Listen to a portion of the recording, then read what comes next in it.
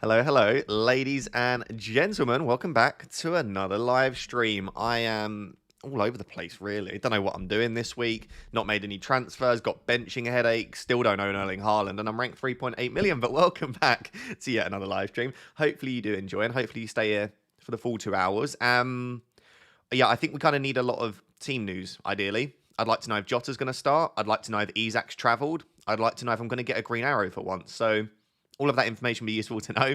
But let me know where you're tuning in from. Let me know what you're doing right now. And as always, hopefully we have a lovely, lovely live stream. Is DCL fit? Yeah, DCL's been in training as far as I know, so he should be available. And he's possibly going to be my transfer in, at least one of my transfers in. Good to see some of the regulars in the chat. Thank you for being here as always. I really appreciate it. Wissa replacements. Well, there's lots of them. Calvert-Lewin, Vardy. Even Welbeck isn't still a bad transfer. If João Pedro starts, he's still fantastic. Strand Larsen, long-term. Delap's not awful. Got lots of possibilities. Lots and lots of possibilities. Is it possible for you to get a red arrow now? It's yes. I could fall further into the abyss. Absolutely. Depends if Haaland decides to keep twatting in goals for fun, but... Super bloke, rank not interesting, really. Thank you very much, Anders. I appreciate that. I'm glad that some people still want to watch, despite my team not doing too well. I did try and explain the other day to an absolute hater, but I guess trying to explain to haters isn't the best thing. But I do still think that my team and my advice are two separate things. I still feel like I can give pretty good advice whilst making not the best decisions in my own team. For example, I never advised anyone went without Haaland. I've advised that some picks like João Pedro are really good ones, and he's continued to do very well. So, like, there are ways that I can still give good advice despite my team not doing too well. Honestly, though, I'll say this whilst there are only 700 people here, and I'm assuming the 700 people here are all kind of fans of the channel and very nice people. It's been awful lately. YouTube, Twitter, TikTok. I've actually had to delete TikTok because it's just the abuse on there is outrageous. Yeah, so much hate. Like, you couldn't even begin to understand the amount of hate I've received over the last couple of weeks for not owning a player in FPL. Like, what is wrong with people? But it is what it is. Part of the job, sadly. But yeah, I've genuinely deleted apps. I read less comments now, which is a sad thing because there are such nice ones. But hopefully, I could really do with a green arrow because at this rate, people are going to never watch my videos ever again. But anyway, thank you for being here. You dish out hate, but you can't take it. I would love for you to point to a time in my entire life where I've dished out hate. I am probably the last person in the world to ever dish out hate. I might make a joke about Erling Haaland, but I can guarantee you it's not hard. It's not like a harsh joke, and I would never hate. Anyway, do you know what? It's not worth the discussion. Moving on to my team, it stinks. But I'm still feeling okay about it. So the situation that I'm currently in is I'm going to replace Menez today with either Calvert-Lewin, Solanke, or Watkins. And then I might also replace Isak with one of the other ones that I don't bring in. But then I've also got Jota sat there, who I'm worried might not start. So I could do Jota to Palmer. And then I also have a benching headache for this final starting defender. People will see Greaves in there and absolutely crack up. But I'll discuss why in a second. And I don't feel comfortable starting... I feel like there are issues associated with Greaves, Robinson, and Gabriel. I don't fancy many of them particularly to do well that well this week, so I just need to start one of them. So yeah, bit of a benching headache, and then I just need to probably replace my two forwards, but there are also concerns about Jota. In terms of like overall what the plan is, by the way, good morning, Nana Raptor. I saw your message. I love you very much. Thank you for being here. The plan at the moment is probably like Menez to Calvert-Lewin, Isak to Watkins, and then leave it there. I did discuss that yesterday. I had the ability to also do Jota to Palmer, but I'm now priced out of that, right? So if I want to sell Jota, it can't be for Palmer now. So it would have to be for Heung-min Son, who I know a lot of people aren't that keen on, and he's not been playing particularly well, but in my eyes, like, it's still Heung-min Son. Or it's just for like a cheeky punt on like a Dwight McNeil or a Madueke or just something a bit different. I could even, if we find out that Diaz is going to start, just make a sideways switch if we find out that Jota's not. But I think at the moment, the two most likely transfers are Calvert-Lewin and Watkins in. If I find out that Isak's travelling, which is the reason I didn't make the move, because if Isak's travelling, I'd be surprised if he doesn't start. I could then just do the Calvert-Lewin move, leave Isak to Watkins, and then do Jota to Palmer. The thing is with Palmer, I spoke about this in FPL therapy and throughout the week, like, his data is not great, especially from a goal threat perspective. Apart from that game against Wolves where he was good, but still not that great, his goal threat's been really minimal.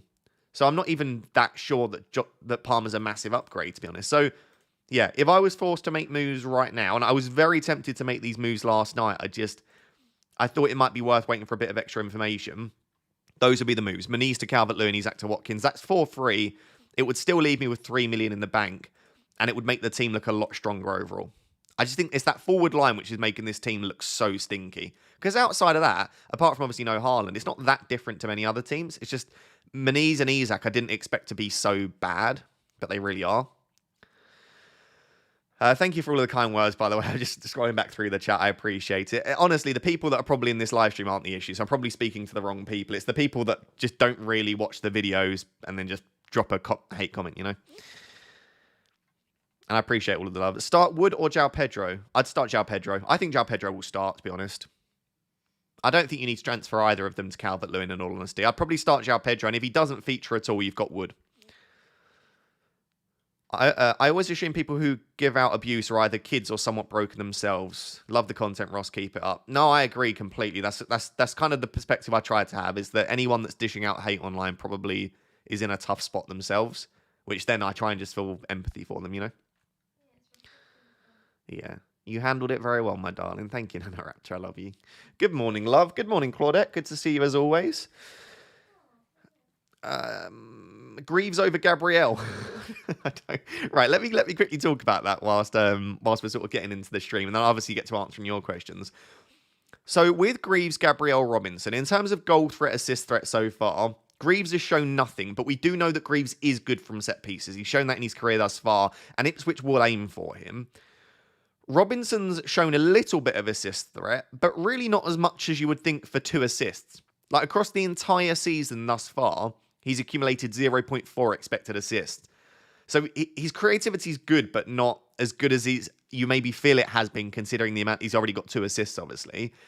Gabriel's actually been the most attacking of the 3. His XG's been good. He's in 3 separate games, he's had a decent chance to score a goal.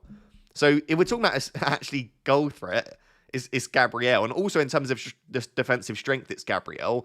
But then he's also got the most difficult fixture. So let's just switch over to Twitter so I can show you. Rob TFPL, I love this guy's graphics and his page. He posts really good, like, it's around like betting odds and like betting markets and stuff. So obviously I don't gamble at all myself, but I use it because bookies odds are really useful for, they take into account so much, because so many people are betting so much money. They don't just look at underlying data. They don't just look at fatigue, fitness. They look at like everything. So I think they can be very useful to try and make decisions. He does like individual player ones. So you've got like top projected goal scorers for the GameWeek 5. Like he's definitely worth following, but he posts this graphic every week, which is, I'm gonna have to zoom out, aren't I? You're not gonna be able to see that. Oh, I hate this. There's no good way. Can you see it more so like this? No, that's even worse. Oh, I hate it. Anyway, hopefully you can still kind of see that. So this is the projected goals as of SpreadX and also the projected chance for a clean sheet. And all I'm really looking at here is the clean sheet. So according to the bookies odds, we have... So who are the 3 defenders? So Fulham have a 19% chance for a clean sheet. Arsenal have a 17% chance for a clean sheet. And Ipswich have a 20% chance for a clean sheet. So according to bookies odds, Ipswich have the greatest chance for a clean sheet, then followed by Fulham, then followed by Arsenal. So Arsenal actually have the lowest chance of a clean sheet. And I find it interesting. I was actually saying this to Pickle before the live stream started. It's quite funny to me that half of my comments are like, how on earth are you benching Gabriel? And then the other half are saying, how have you not bought Haaland? And it's like, you can't tell me that Haaland's amazing and that I should start Gabriel. Like, they don't coincide with each other this week, I don't think, unless you think that Gabriel will score another header. What I will say on Gabriel's goal threat is it's good, but people blow out proportion like how many headers he scores. Like, we've always got in our mind that Gabriel's great for bullet headers. Apologies. But he scored 3 goals in each of the last 2 seasons, so 6 goals in total. He's not going to go out there and get a bullet header every week. And the 15-pointer is gone. I do wonder if he didn't score a header last week, if anyone would even be discussing starting him. I don't know. I really don't. Like, I'll run a poll now to see what you guys think. But yeah, Frosty just said, I know it doesn't work like this, but you could double down on Haaland not scoring. Yeah, that's true. But then I also think, do the opposite. Hedge my bets. If Haaland scores, well, then I was right not to start Gabriel. And if Haaland doesn't score and Arsenal keep a clean sheet, I'm buzzing anyway because Erling Haaland has finally blanked. God, that man is actually trying to upset me, I'm sure. I'm sure. Do you know what? I think the main reason for Haaland scoring 9 goals in 4 games is to upset me. You know? I'm pretty sure. I'm pretty sure he's like, yeah, that FPL Raptor doubted me. Get in the bin. What was I doing? A poll. Who would you start? Is Isak out? We don't know yet, but it's an away game for Newcastle, so we might get news today as to whether he travels or not. He's probably already travelled, in all honesty. They probably travelled last night, so we might get information. Who would you start? Gabriel against Man City. Oh, nope. Gabriel versus Man City. The thing is, he could score another header, of course, but he also might not. And I would back Man City to score, obviously. Hence why Erling Haaland's so fantastic. Sorry, Gabriel against Man City, Robinson against Newcastle, or Greaves. Greaves. No one's going to pick Greaves, are they? Greaves against Southampton away. Who would you start? I'll just run a poll. Let me know who you would start out of the 3. I'm obviously going to start Porro and Trent unless we get news that would make me think otherwise.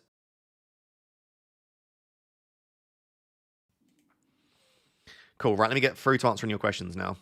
You're a legend. Genuinely love watching your videos every week. Keep up the awesome work. Thank you so much, Dan. You're very kind. I appreciate that.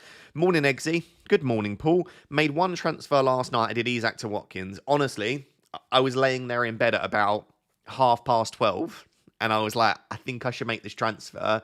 But I don't know. If we get news that Jota's on the bench, and even like this isn't going to happen, but you get further news that another player's out, or let's say we got news that Raul Jimenez was injured this morning or something, and Muniz looked likely to start, and that Isak had travelled. Like, I just thought there could be a situation in which I regret making the move last night, so I decided not to. But listen, I am very, very, very likely myself to do Isak to Watkins, so I think it's a good transfer.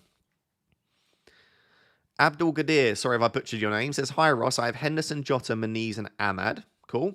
And 2 others not playing. I have Salah and Haaland. Should I play the wild card? I think Jota and Ahmad will probably start, to be honest. And Muniz could start and he could also get something off the bench. It depends on the rest of your team as well as those 5 players you've mentioned. The fact you've got Salah and Haaland already, maybe not. I genuinely think Jota and Ahmad could start. In fact, if I was to predict now, I think they would. So I would leave it for now and let's see if we get any early team news, my friend. I think that's what I would do. Joseph says, good morning, Ross. Hope you're well. I'm doing well, thank you very much. 2.6 million in the bank, 3 free transfers. Over the next 3 weeks, I'm planning JP to Mateta, Salah to Mbeumo, and Watkins to Haaland. What are your thoughts? Yeah, very nice. So I wouldn't make any of those until game week 6 or 7, but I assume that's when you're probably looking to do it. Very nice. I think Watkins in and then back to Haaland, or just moving Watkins to Haaland in game week 7 looks nice. Because what you get is you get Watkins for Wolves and Ipswich, and then you get Haaland for Fulham at home, Southampton, all those really nice games. That's my plan at the moment, is to go Watkins for the next 2, hope that he outscores Erling Haaland, and then move to Haaland in game week 7. That's the plan at the moment. On wildcard 6, Palmer and Jota to Salah and a £5.5 million midfielder. Selling Palmer and Jota feels awful. I'd be tempted to not do that unless we get news that Jota's not starting. I do understand the want for Salah, and there are other cheap midfielders that could do well. So it's basically like, let's say Salah and Rodgers or something like that versus Palmer and Jota. All that comes down to is how much you think Salah captain absolutely pops off. Because if Salah captain doesn't go crazy, then it probably isn't worth using 2 transfers on that. So I'm going to throw the question back to you, just how well do you think Salah captain will do? I'm not that convinced that Salah's going to absolutely go ballistic. Is it today? Yeah, today. I'm not that convinced. Would you take a -4 for Isak to Watkins? Currently have Havertz, Isak and João Pedro up front. Saliba will sub in if the forward doesn't play. I wouldn't. No, I would just hope that Isak plays, and if he doesn't, you get Saliba. And if Saliba even gets you 1 or 2 points, if Watkins gets a goal, you've still not even gained that much. Because I think Isak will either start or not feature at all, I would probably not take the -4, Jason. But at the same time, Watkins does have a very high ceiling this week against Wolves at home. Stevie Boy says, bench 1 from Gabriel, Harwood, Bellis or Konsa. Bench 1. I think probably it would be, but I wouldn't bench Konsa. I'd start Konsa against Wolves. It'd be between Gabriel and Harwood Bellis. I'd probably bench Harwood Bellis. And I know I'm starting Greaves. That probably doesn't make sense. But I just think that Harwood... I don't know. I'd probably bench Harwood Bellis. JM says, good morning, bud. Good morning, Jay. Last night I transferred in Solanke for Watkins. Transferred in Solanke for Watkins? Do you mean for Isak, or did you genuinely sell Watkins? I'm a bit confused. If that was you selling Watkins, I'm not as sure about that, but I do like Solanke. Tempted to take a hit to get Robertson in for Gabriel. Is that a bad idea? Yeah, I probably wouldn't take a hit to remove Guardiola. I'd just keep Guardiola, Jay. And also start to have Ahmad Smith, Ryan Rogers. You're a legend, by the way. Thank you very much. I'd probably start Smith Rowe and Rogers, and I'd bench Ahmad probably. Ahmad's minutes just haven't been great. I still don't trust Man United. Yeah, and I don't think Palace are as bad defensively as they've looked so far this season. So yeah, I would start Smith Rowe and Rogers. Watkins to Isak, Moniz to Solanke, and take the -4. Watkins to Isak. I assume you mean Isak to Watkins, Kieran. Moniz to Solanke and take the -4. Overall, that's a nice set of transfers, yeah. I mean, I'm not gonna say Watkins and Solanke isn't an upgrade on Isak and Moniz at the moment. So yeah, I'd go for it probably. Hi, Ross. Does one start Gvardiol or Gabriel? There is now a negative connotation on Gvardiol because of his limited minutes last week. Will he start? I would be extremely surprised if Gvardiol doesn't start. All I would say is that the left wingers for Arsenal, Martinelli, Trossard, are very quick and very tricky. I do wonder if there might be a temptation from Pep to start Kyle Walker in this game. So he could start Kyle Walker and on the right and Rico Lewis on the left as per game week 4. I'd start Gabriel. I'd start Gabriel ahead of Guardiola because I think they are very, very close. But at least with Gabriel, you know he's going to start. So yeah, I'd probably lean that way, just about. But I don't think that's an easy decision to make. By the way, if you are enjoying this stream at this early stage, can I please ask you to like? We're not even on 200 likes, and there are over 2,500 people here. So please do smash a like on the stream. And also, whilst you're liking it, please do subscribe as well. I'd really, really appreciate it. I think we hit 130... Yeah, no, we didn't. We hit 134,000 yesterday. Maybe we could get to 135,000 in this stream. You never know. Please do consider subscribing. What's your thoughts on João Pedro to replace Moniz? I wouldn't feel fully comfortable doing it because I don't know if João Pedro's fit enough to start. For what it's worth, I do think he will, but I don't know that I'd want to bring in João Pedro this week. What are your transfers? My transfers are probably Moniz and Isak to Calvert-Lewin and Watkins. Part of me does want to replace Jota, though, and part of me also does like the idea of Solanke. The thing is, because like I would advise someone, if you've got a gut feeling, go with it. And so I do have this gut feeling that Solanke's going to do really well. But then if you were to say, well, then that means obviously you can't do Calvert-Lewin or you can't do... What's the word I'm looking for? Who's the player? Watkins. Well, I'd rather Watkins and Calvert-Lewin than I would Solanke. So it's a gut feeling, but it's not enough of a gut feeling. I don't think I can afford this anymore, can I? One sec, let me check. Because this was a possibility. It was I actually do all of them. But I don't think now I can actually do that. Can I? Oh, I can. I have exactly the money in the bank. There we go. If I don't want to make a decision, could do all of them and just bench Saka or Rodgers. What do we think about that? How do we like them apples? Moniz, Cannon, Isak to Watkins, Calvert-Lewin, Solanke. Then I don't have to make a decision. Then every decision is made. All of them, all of the above. But then I do also have a big benching headache where I have to bench Saka or Rodgers. Feels a bit silly to take a -4 to bench an asset that I think is pretty decent this week. I guess I could bench Jota at that stage. W move, yes, do it. No, you're not supposed to convince me to actually do this. Yeah, do it. Hell yeah. No, you're not supposed. You're supposed to tell me it's stupid and I shouldn't take the hit.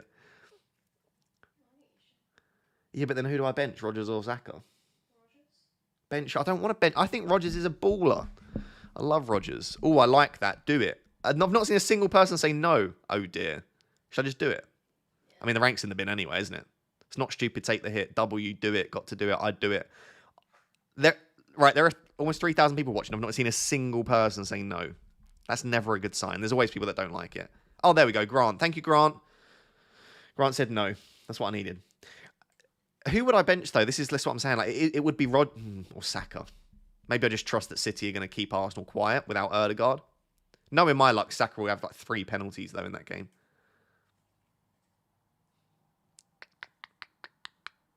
I do like Solanke, though. That would sort out my entire team, wouldn't it? I think I'm probably going to leave the Solanke move. I think that is the sensible thing to do. I don't think I need to take the hit this week.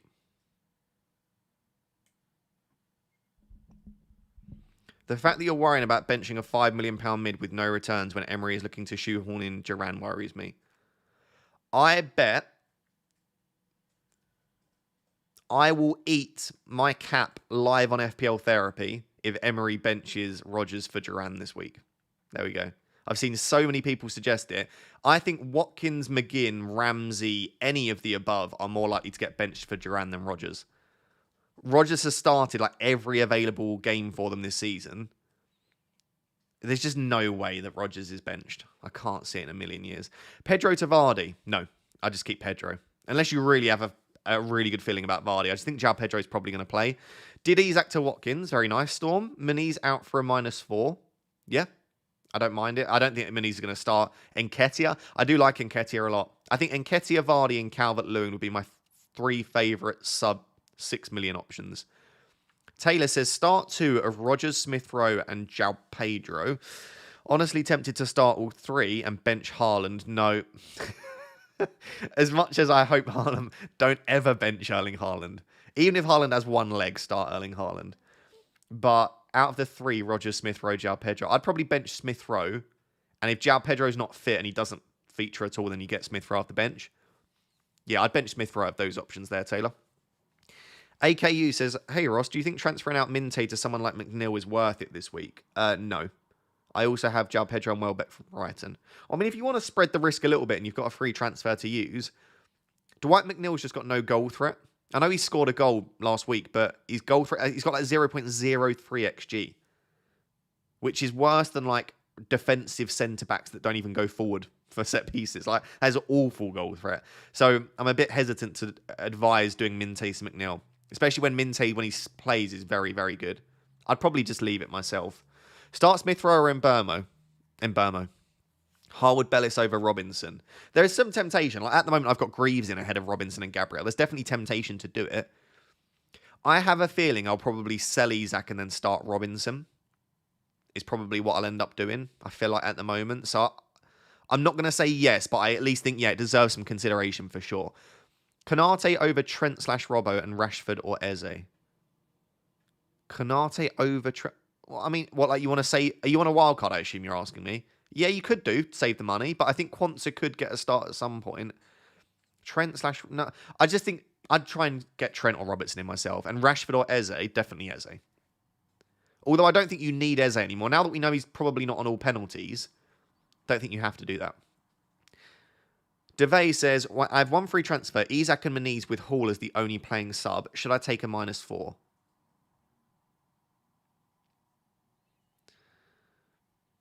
Probably, yeah. Yeah, probably. You'd probably just get rid of Isak and Muniz. MN Chuckstar, always with the super chat, so I appreciate it very much. Hi Ross, starting Gabriel and Trent. Would you give the 3rd spot to Gvardiol, Robinson or Greaves? Also, don't worry about the rank. You'll have a strong finish to the season, I'm sure. Love your content. Thank you very much. Maybe Gvardiol. I do think there's definitely a chance that one of Gabriel or Gvardiol get a clean sheet, but we did just say that Gvardiol's not definitely nailed on to start. If I was given advice out here, I'd be very tempted to say Robinson. Yeah. I think that's very close, my friend. Thank you for the kind words. I think maybe just Robinson, but that is very... If I knew that Gvardiol was starting, I might go there. Joseph said, thanks, mate. Thinking JP to Mateta this week, as I'm not sure JP will start. Would I advise removing João Pedro for Mateta? Probably not. But, as you say, I can absolutely see Mateta scoring against Man United. So, it's not an awful transfer. I'll leave it at that. It's not an awful transfer, Joseph. I probably wouldn't make it, but I understand why you want to, and it's not bad. Is a wildcard this week good? It's not bad at all. If you actually go and watch yesterday's video, if you're on a wildcard, come back to the stream afterwards, but just go to yesterday's video and skip to about, I think it's about 25, 30 minutes in. I think about 30 minutes in, I show a wildcard draft and I talk through wildcard. So if you're on a wildcard, go and watch yesterday's video, the deadline decisions one, and I talk about wildcard in detail. Saves me having to do it on this stream. Any last minute improvements for my wildcard draft? Here we go. Verbruggen, Flecken, Trent, Gabriel, Porro, Luke Dean, Greaves, Salah, Bowen, Eze, Mbermo, Rogers, Wood, Watkins, DCL. 3.8 million in the bank. Is there anything I would change? I don't like that you've only got one Arsenal. Considering from next week you probably want two. At least. Maybe three. Anything else I would change? Maybe not. I probably wouldn't go for Wood. But I'm not going to say that's something I would change. No, do you know what, Jack? I give that like a 9, 9.5 out of 10. It's a very nice wildcard draft. It's along the lines of what I would do. You've got plenty of money in the bank if you want to pivot back to Haaland, which I imagine you will want to. It's really nice. Ralph says, is Salah worth a 1 week punt if you are captaining and using free transfers? Also, not wildcarding until around game week 12, hopefully. Yeah, in that case, Ralph, probably. If it's for free and you're captaining him and you think he's the best captain, it's difficult to suggest not using your free transfers to bring in the best captain. So yeah, I'd probably go for it. Tom99 says, 1 week punt for cheap forwards and mids to wildcard out. Vardy, Calvert-Lewin. I don't really like any of the midfielders massively this week for 1 week punts. Maybe Brereton, Diaz or Schmodix. Maybe target that Southampton-Ipswich game. I would go for Vardy if I was on a 1 week punt. Vardy, Wood or Calvert-Lewin as a replacement for Menez. Again, short-term, 1 week Vardy. 3-4 weeks Calvert-Lewin. Maybe even longer term, Wood might be the one. But I would probably say if you're just for game week 5, Vardy. If you're looking a little bit longer term, I still like Calvert-Lewin the most. Would you bench Gvardiol or Robinson? I think I've been saying I would just about start Robinson and bench Gvardiol there, but it's pretty close. Got a super chat from Henrik. Please don't ever fold to the hate of random people. You can tell that you are a person that cares about others and you feel 100% genuine. Best of luck to your team this week and thank you for the free content. That's very kind. Thank you. That means a lot. That means more than you could possibly imagine. Thank you so much. I really do appreciate it. And thank you. Like I said, the 3,000 people that are watching now probably aren't the... In fact, you aren't the issue. I can tell from the live stream chat. Like, you're genuinely kind people. It's not you that's causing the issue. It's the people that hide behind faceless accounts and send hate for no reason. That's the issue. But thank you very much, Henrik. That's very sweet of you. Captain Haaland or Watkins? I'd rather Captain Watkins ahead of Haaland this week. I would. Start Saliba/Robinson. Robinson, just because Saliba doesn't have the same goal threat as a Gabriel. Like, Robinson versus Gabriel was a decision for me because it's not just clean sheet potential of Arsenal. Like, Gabriel's very attacking from set pieces. Saliba has now shown over 2 seasons that he's not got much attacking threat. He's going to score a header now, isn't he? Why did I say that? Isaac? I'm so used to playing FPL. Isaac says, with Winks and Harwood Bellis as my 5th mid and 4th defender, would you take a -4 hit for Menez and Isaac to Vardy and Watkins? I don't think Harwood Bellis is a bad sub at all this week. So I think you could make just one of the moves, but Vardy and Watkins in for Menez and Isaac, even for a hit, does feel great. Or is Menez to Wood safer? No, I'd go for Watkins and Vardy. I think that's a really nice set of 2 transfers there. Ritvik says, Sanchez and Ola Aina or Sells and Colwill?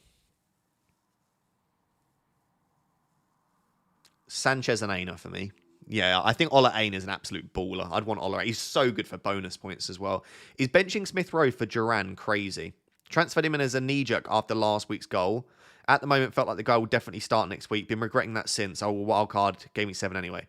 I don't think Duran will start.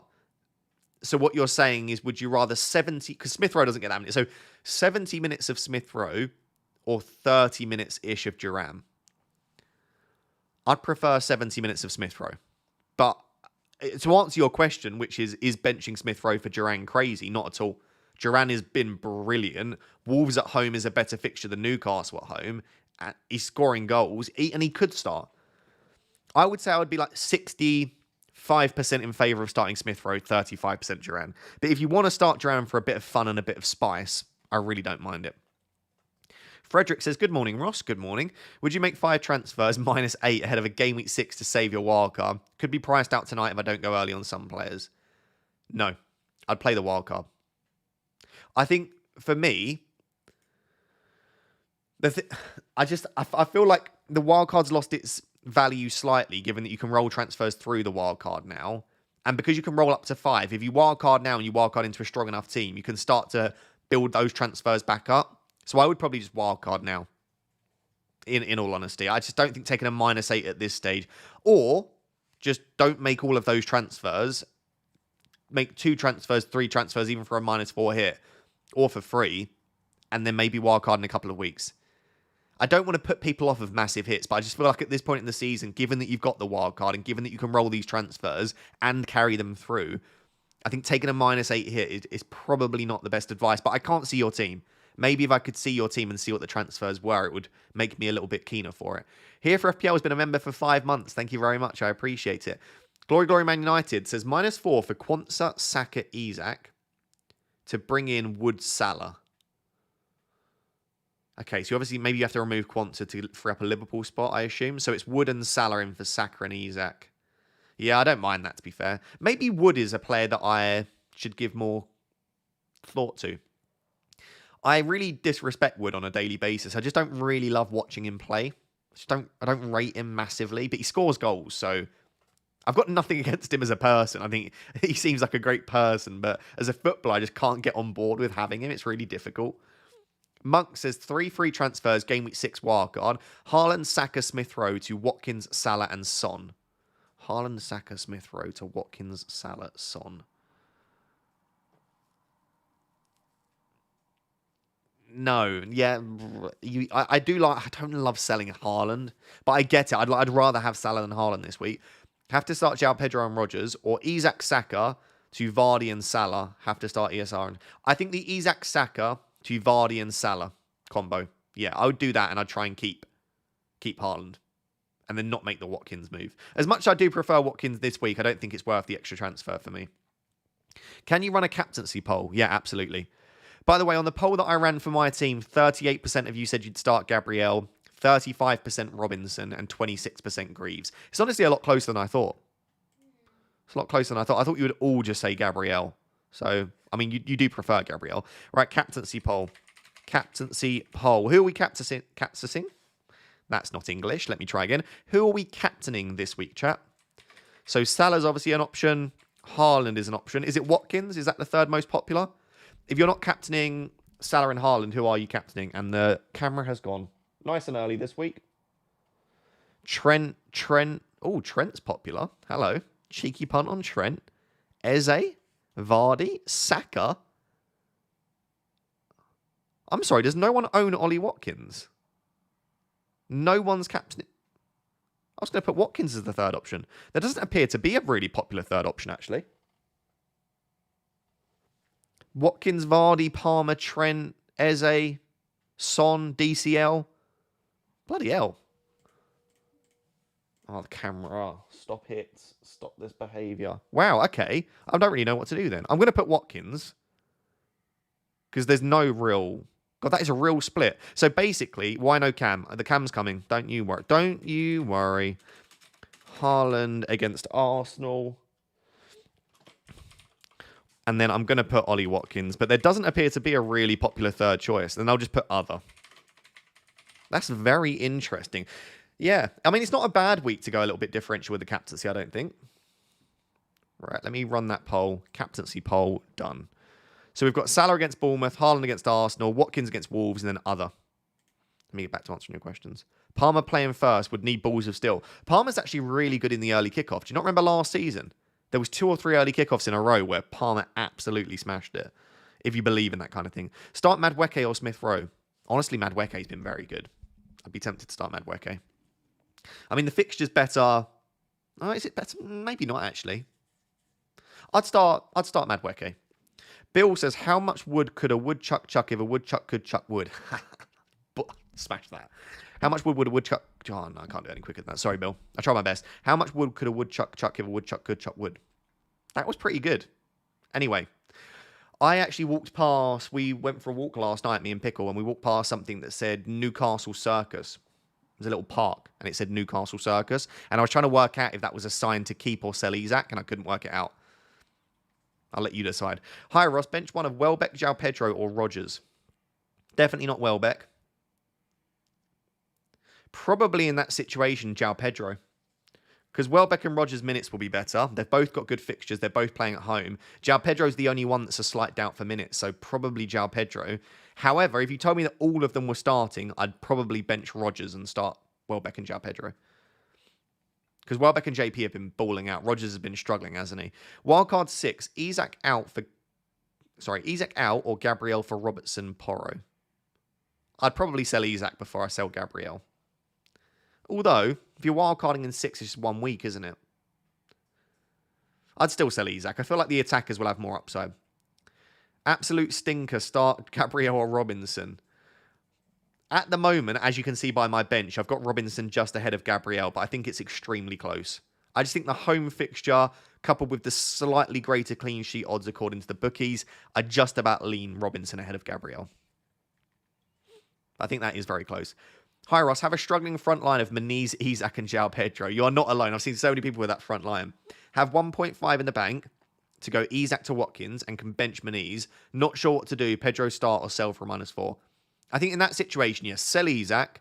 And I'd probably wait, to be fair, because we've got an hour and a half. We might get news that Isak's travelled.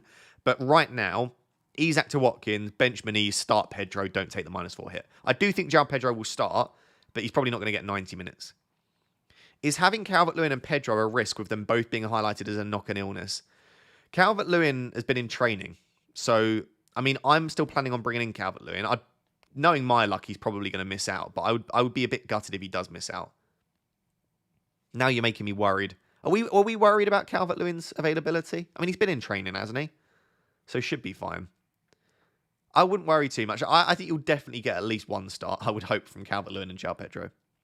Ryan says, I only have 1 free transfer. If I used a free hit this week, would I go into next week with 1 or 2 free transfers? So I have 1 free transfer. If I used a free hit this week, you would go into next week with 1 free transfer. Yeah. You don't gain a transfer in a week that you free hit a wildcard. So let me use the wildcard as an example. So say you've got 2 free transfers this week.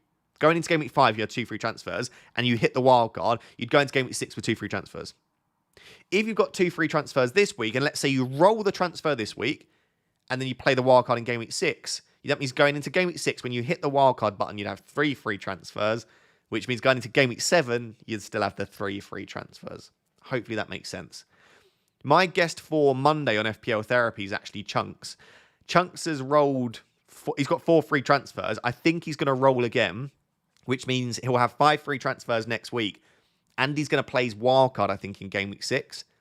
So the man is going to have a wildcard in game week 6 and then 5 free transfers going into game week 7, which is mental. It's crazy. Like he's gonna be so well set up. He's had a bit of a stinky start to the season, though, like me. We've both had a bit of a shocker, but he's going to be really well set up with 5 free transfers after that wildcard. It means he can take a few risks and stuff. When are you planning to wildcard? I'm planning to wildcard in game week 7 at the moment. How is Bowen only 6% owned? His data's pretty rubbish, and he's playing a slightly deeper wing role than we've seen in the past. I would say he's playing more like a winger than a forward at the moment. Hey Ross, help a brother out. I'm on wildcard 6. João Pedro and Meniz on field. Munoz the only bench cover. What would you do with 1 free transfer? Rest of the team looks fine. I'm on wildcard 6. Okay. João Pedro and Meniz on field. Munoz the only cover. I would sell Meniz, start João Pedro, and if you need Munoz, you've got him. Yeah, I wouldn't sell João Pedro. I would just sell Meniz. Start João Pedro. And listen, if Munoz needs to come on, it's not the end of the world. He's still got a bit of attacking threat. Could even keep a clean sheet. You never know. Captain Diaz or Watkins? Watkins for me. Start Gabby or Robinson. Robinson just about, but I might change my opinion on that later on. Khan says, I have 3 free transfers. Should I bank 1 more week and do a mini wildcard? Okay. Would invest in Haaland and Arsenal. My team is Henderson, Trent, Porro, Robinson. Okay, good back line. Eze, Salah, Jota, Bruno, Rodgers, Solanke, Meniz. Subs, Flecken, Isak, Saliba, Haaland, Bellis. I'd be tempted to remove Meniz and take a 1-week punt. Or not even, I don't know when you're planning to wildcard, but I would be tempted to remove Meniz for Calvert-Lewin, Vardy, Welbeck, Delap, Anyone. I'd probably remove Maniz, especially considering you've got 3 free transfers. But I understand what you mean. If you roll again, you can do a real bit of surgery next week. If we get news that Isak's travelled, which we don't yet have, maybe you could do something like start Isak and bench Maniz instead. But generally can't. Yeah, that's a really strong team. Vardy versus Calvert-Lewin for a 1-week punt. If it's 1 week, I'd go Vardy. Home fixture. Everton have been really poor. I'd probably prefer Vardy if it's for 1 week. Start Semenyo or João Pedro. João Pedro for me. Or transfer João Pedro out. No, I'd probably start João Pedro, Samak. Start Gvardiol or Munoz. Gvardiol for me. Transferring Calvert-Lewin or Delap. I don't mind Delap considering the fixtures, but the issue with Delap is his data's been so bad. He's got like 0.1 XG, which means every 10 games you'd expect a goal from Delap. He's just not getting into the positions you'd want. Also, his minutes haven't been perfect. I've seen a few people say that he could even be rotated. So I think for me, Calvert-Lewin is a much better own, longer term at least, than Delap. Preferred 2 to start out of Porro, Luca Dean, Aina and Greaves. Porro and Luca Dean, definitely. I'd bench Aina and Greaves.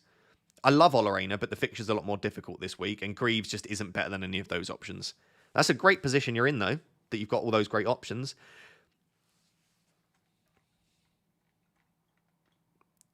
Johan says, take a -4 for Saka to Salah.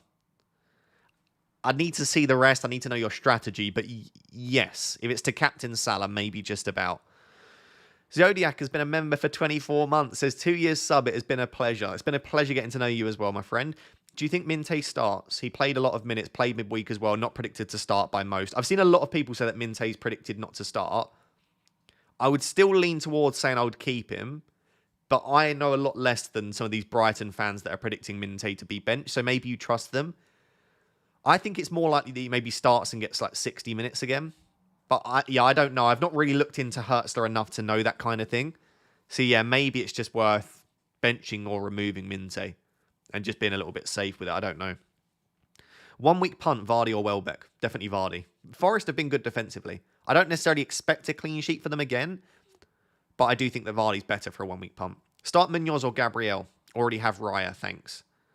Depends how you like to play the game, Sebastian. You could just double down and go for the Arsenal clean sheet with Gabriel. Or you could say, yeah, do you know what? I've covered the Arsenal clean sheet. I'll go for Munoz, who, in all honesty, is still relatively attacking. I would probably double down and go Gabriel and just hope that you get a clean sheet there.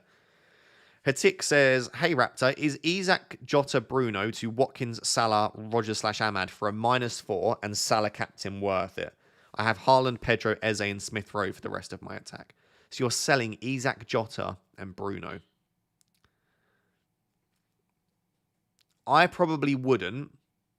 I would just do Isak to Watkins and maybe even give the armband to Watkins if that was my team. However, if you're asking me, is Isak, Jota, Bruno to Watkins, Salah, Rogers a bad set of moves? No, it's not bad. I would just probably only make the Isak to Watkins transfer. Start Gvardiol or Robinson? I would probably start Robinson, I think I've been saying just about. Andrew with the super Andrew with the super chat says, just buying you a beer. Thank you very much, Andrew. We might be going out tonight, potentially. If not, we're having a film night. But regardless, I appreciate it. And next time I'm out, I will buy a beer on you. Thank you very much. Oh, see, there are some kind people out there. There are some mean people, but you guys are very sweet. All these people transferring out Isak, and it's his birthday. I know. Where is it? Isak birthday. Oh, you can't see that, can you? If I switch to this one, you won't see it. I hate the fact that they're like the way that I've got the screen set up. Anyway, it's Isak's. If I do this, can you see it like that? No, that doesn't work. It's Isak's birthday today.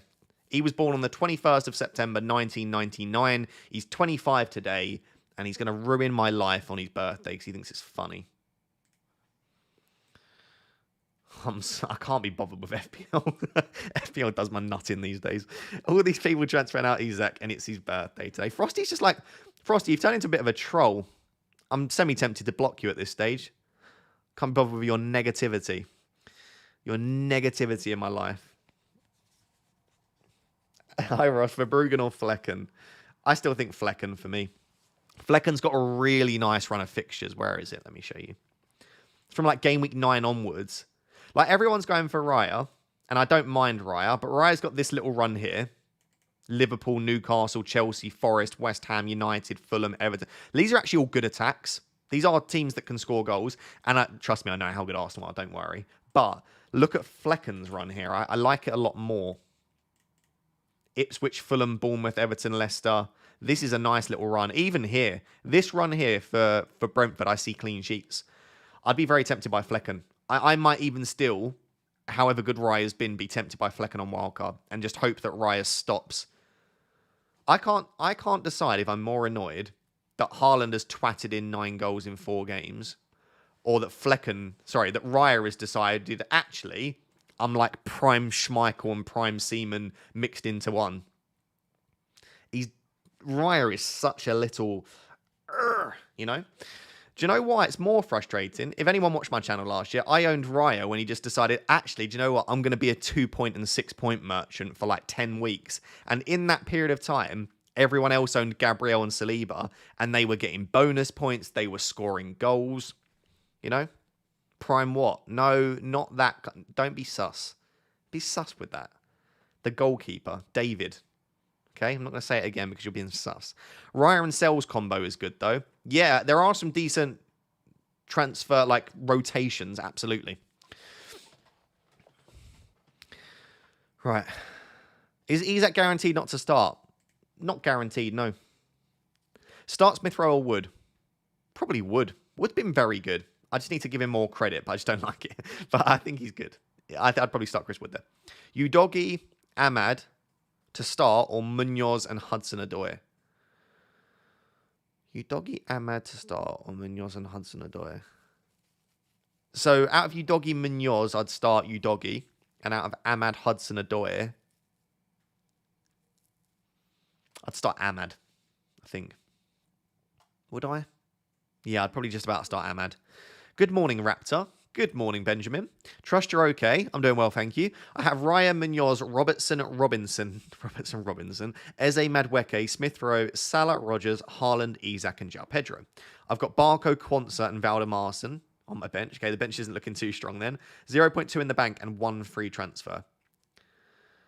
Okay, what would I do with that team then? I would wait for news, and if we don't get any positive news on Isak, I would probably do Isak to Solanke or Calvert-Lewin. Isak to Solanke could be a nice transfer for you if you're not that interested in Calvert-Lewin. Obviously, you can't afford, sadly, Isak to Watkins with that money in the bank, and I wouldn't take a hit. You've got Sally, you've got Haaland, you've got all of the major bases covered. Yeah, wait for news on Isak, Benjamin, and if we don't get any positive news, I would do probably Isak to Calvert-Lewin or Solanke. Thank you very much for the very generous super chat. I appreciate it. Some more negativity for you. Here we go. With how many people have transferred out Isak for Watkins, what are the odds on a surprise Watkins benching for Duran and Isak brace? Probably quite likely if I do it. At this stage, I would just do the opposite to whatever I'm doing. Do you reckon that's why you people are watching me? Is that why 3,000 people are here? Just to work out what I'm doing and then do the opposite? Don't blame you. Hey, baby cakes. Missed you. Hello, Sam. Would you swap Alisson for another goalkeeper? Depends on your plan. If you're wildcarding in 6, I'd probably just rock with no goalkeeper. Like, I don't feel like the upside is probably there to make a transfer, in all honesty. If you're not wildcarding yet, then maybe I'd be tempted. Because we don't know how long he's out for. There's no leak at the moment on Alisson, but we do often get early team news for Liverpool. So let's wait and see. You'll hate this one, but 1 week punt on Calvert-Lewin or Solanke. I don't hate it at all. I'd probably still go Calvert-Lewin there, better fixture. But I'm just, like I said, I've just got this feeling about Solanke. If someone can actually trust my gut feeling and go for Solanke and I can live vicariously through you, that would be nice. The thing that's putting me off Solanke is he's much more expensive than a Calvert-Lewin. But also, hearing from Spurs fans, apparently they're struggling a little bit to get Solanke involved in that, like the final attacks. Like, he's very good, Solanke, hold up play, linking up. He will get chances, but apparently they're just struggling to find ways to get Solanke to, score, essentially. I do think, though, that one game was against Arsenal. One game was his first game for Spurs, in which he had a couple of big chances. And the other one was in the Cup against Coventry. Like, he's not really had a decent game in the Premier League, apart from the first game against Leicester, in which he had the chances. So I think Solanke's still been slightly overlooked and disrespected. I still think he'll be really good. Your gut feeling sucks. It's difficult to argue with that, to be honest, at this stage. Veer says 2 free transfers, raising money for Saka to Salah. Okay. Move Gordon to Jota, Gordon or Jota, okay, to Rodgers or Palmer. What? Oh, could you, if you're sending me a really complicated message, could you please add punctuation? Because my brain can't cope otherwise. Okay, move Gordon or Jota to Rodgers. Stop. Or Palmer to Rashford. I would do probably Gordon or Jota to Rodgers. But which one, I don't know. Because Gordon, if Isak's out, will play as the 9. But then I don't actually think that Gordon's that great as the 9. If Jota is leaked to start, I'd rather sell Gordon, probably. You're going to wildcard in Game Week 6. Will I collaborate with FPL Andy? Do you mean let's talk FPL? In terms of for FPL therapy, no, because he lives in Galway and he's basically told me he'll never be available to do it. So I have asked Andy already. If you're talking about on like an FPL Raptor video, maybe, but I don't really collaborate on my YouTube channel. I'd rather save the collaborations for FPL therapy. So probably not. I did a video with Andy last year on his channel, though. If you've not watched that, you can go back and watch that. That was like over a year ago now, though. I have Watkins and Salah thinking Captain Watkins. I actually don't mind captaining Watkins over Salah. I've got no major issue with that. Let me have a look at the captaincy poll, actually. What's the results? 74% Salah, 10% Haaland, 12% Watkins. More people captaining Watkins than Haaland. I do also think that is largely because you're watching my live stream. And we over here are Haaland haters. No, we're not really. But I do think that probably skews it. I do think that it will be Salah. Like 3/4 of people go Salah. And then I think that after that, it will be like a few people on Watkins, a few people on Haaland, a few people on Calvert-Lewin, etc. I don't think there'll be a heavily captained second or third. I think it will just be Salah. So if you do want to go different, it's brave, but I actually really like it. I just think I've captained Salah every week. I'm not going to, in the first week where Salah's the obvious captain, I'm not going to suddenly switch off him. It's nice every week that I've not really thought about captaincy. And in the first 3 weeks, it served me so well. If you'd have perma-captain Salah or perma-captain Haaland, they got the same number of points in the opening 3. It's just obviously Game Week 4, he decided to drop an all-time stinker. SK says, good morning, good morning. Wildcard of Raya Sanchez, Olarena Lewis, Hold Bellis, Pedro Porro. Lovely. Mazraoui. Okay, yeah, nice defence. I'm not sure about Mazraoui, but nice defence. Smith Rowe, Ahmad, Saka, Jota, Salah, Pedro, DCL, Haaland. What do you think? Okay, I'm going to be brutal. This is your wildcard. Don't like Jota on wildcard. Don't like Ahmad on wildcard. Still not sure about Mazraoui. Don't like Smith Rowe on wildcard. Other than that, I think it's fine. So for Ahmad, I still prefer Rodgers. For Jota, I think his days are limited as to him being a really good FPL option. I would even be tempted by an Mbermo or a Jared Bowen. And then Smith Rowe's fine. I'm actually not going to disrespect him as an option, but Fulham's fixtures aren't great forever. Around game week 6 or 7, they start to turn. In fact, in 7, they play against Man City. So I do wonder if now is the time to have Smith Rowe. Other than that, it is a really... I'd give it like an 8 out of 10, that wildcard draft. Tropical Vibes says, good morning, Ross. Muniz, Isak to Calvert-Lewin, Solanke. Already have Salah. Yeah, it's really nice. It's basically what I'll be doing, but I think I'll be going for Watkins. But I'm glad that someone out there is bringing in Solanke. I've got a good feeling. Good morning, Ross. Just wanted to give a shout out for FPL Therapy. If you've not watched it yet, you should. Thank you very much. I appreciate the shout out. Look at you doing the shout outs for me, Shazam. This week's was excellent. It's very informative and a great format. You are the best FPL streamer, hands down. Thank you so much. I don't know if I fully agree with that, but I will absolutely take the compliment and thank you for the super chat as always. You're very, very kind, Shazam. I appreciate you. Luke Talks Football. Good to see you in the chat, my friend. Hi, mate. Loving the new podcast. Thank you very much. Is it worth a -4 to get Salah? Depends. Would have to involve Saka, Jota, Isak out for Salah, Watkins, or DCL, and a midfielder. I mean, my instinct is yes. Like, Salah, Watkins, and a decent mid is probably better than Saka, Jota, and Isak, even for a -4. And then you'd obviously captain Salah. Do you know, I'm going to lean towards yes, but my issue is if Jota does start, and if Isak also starts, Saka, Jota, and Isak are 3 brilliant FP options, Luke. Like you know that as well. Like they are sensational FP options, hence picking them.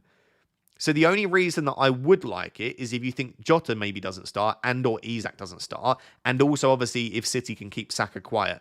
It comes down to your own judgment call there, but I certainly don't mind that. Especially if, as I'd imagine you are, you're going to captain Salah. Martin Campbell says 2.5 in the bank, 2 free transfers, Meniz, Isak, Haaland, Eze, Smith Rowe, Winks, Saka, Jota, Konsa, Gabriel, Anderson, Porro, Mikalenko, Fabianski, Sells. Love the live streams. Thank you very much, Martin. So I guess you're asking what I would do. Well, Meniz is an issue, and Winks, if you can upgrade him. Maybe like Meniz to Vardy or Calvert-Lewin and Winks to Rodgers would upgrade your team overall. I mean, defense isn't particularly strong, but you've got Konsa. You can start this week. You've got Porro. You could even start Mikalenko. Yeah, I would say there, my big places for upgrades would be Meniz and Winks.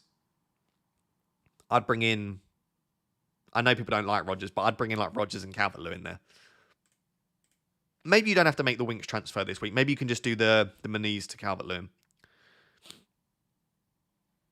Anyone else only watching this because FPL Therapy doesn't do a deadline stream? That's outrageous. I love it. People keep saying FPL Raptors washed. I just like watching FPL Therapy.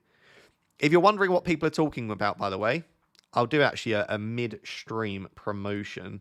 And oh God, don't bring up YouTube right now. What is this? These are YouTube playables. I've never even seen this. You can play games on YouTube now? This is my FPL Therapy. It's my podcast. And I do a podcast where I talk about different stuff. If you've not yet seen, I'll just spam it in the chat. FPL Therapy. Go check it out. Lots of content, weekly content at least. Different guests every week. I have chunks on FPL Therapy on Monday. That will be released on Tuesday. So do go check it out. Like I said, I'll spam it in the chat. And thank you to everyone that's enjoying it as well. And yeah, if you want to see Chunks talk FPL, Chunks is actually very good at FPL, by the way. He's not having a great season, but he does know his stuff. Please subscribe to FPL Therapy. It's also available on Spotify and Apple Podcasts as well. If you're more of a listen rather than a watch, check it out on Spotify and Apple. Bit of a cheeky midstream promotion there. Don't mind if I do. Good morning, Ross. Start one of Gabriel, Lewis, or Davis. I'd have to start Davis there. He's Southampton. Leif Davis is due a big boy monster haul. I can see it coming soon. I think Jota starts. I really like Isak to Watkins. Yeah, fair. I don't disagree. I think Jota will start as well, but I am slightly concerned that a few people are predicting that Darwin starts this one. I think Darwin will start against... Are they playing West Ham next week, is it? Their midweek fixture next week. I think that's what Darwin starts. Hi, Ross. Any leaks? Nothing yet. Concerned with Ahmad and Jota. Okay, I'll keep my eye out for you then for Ahmad and Jota. We're yet to get any leaks from what I've seen as of right now. Start Semenyo or Greaves? I'd have to say Semenyo. I'd always try and start the attacker if you can. Who is Chunks?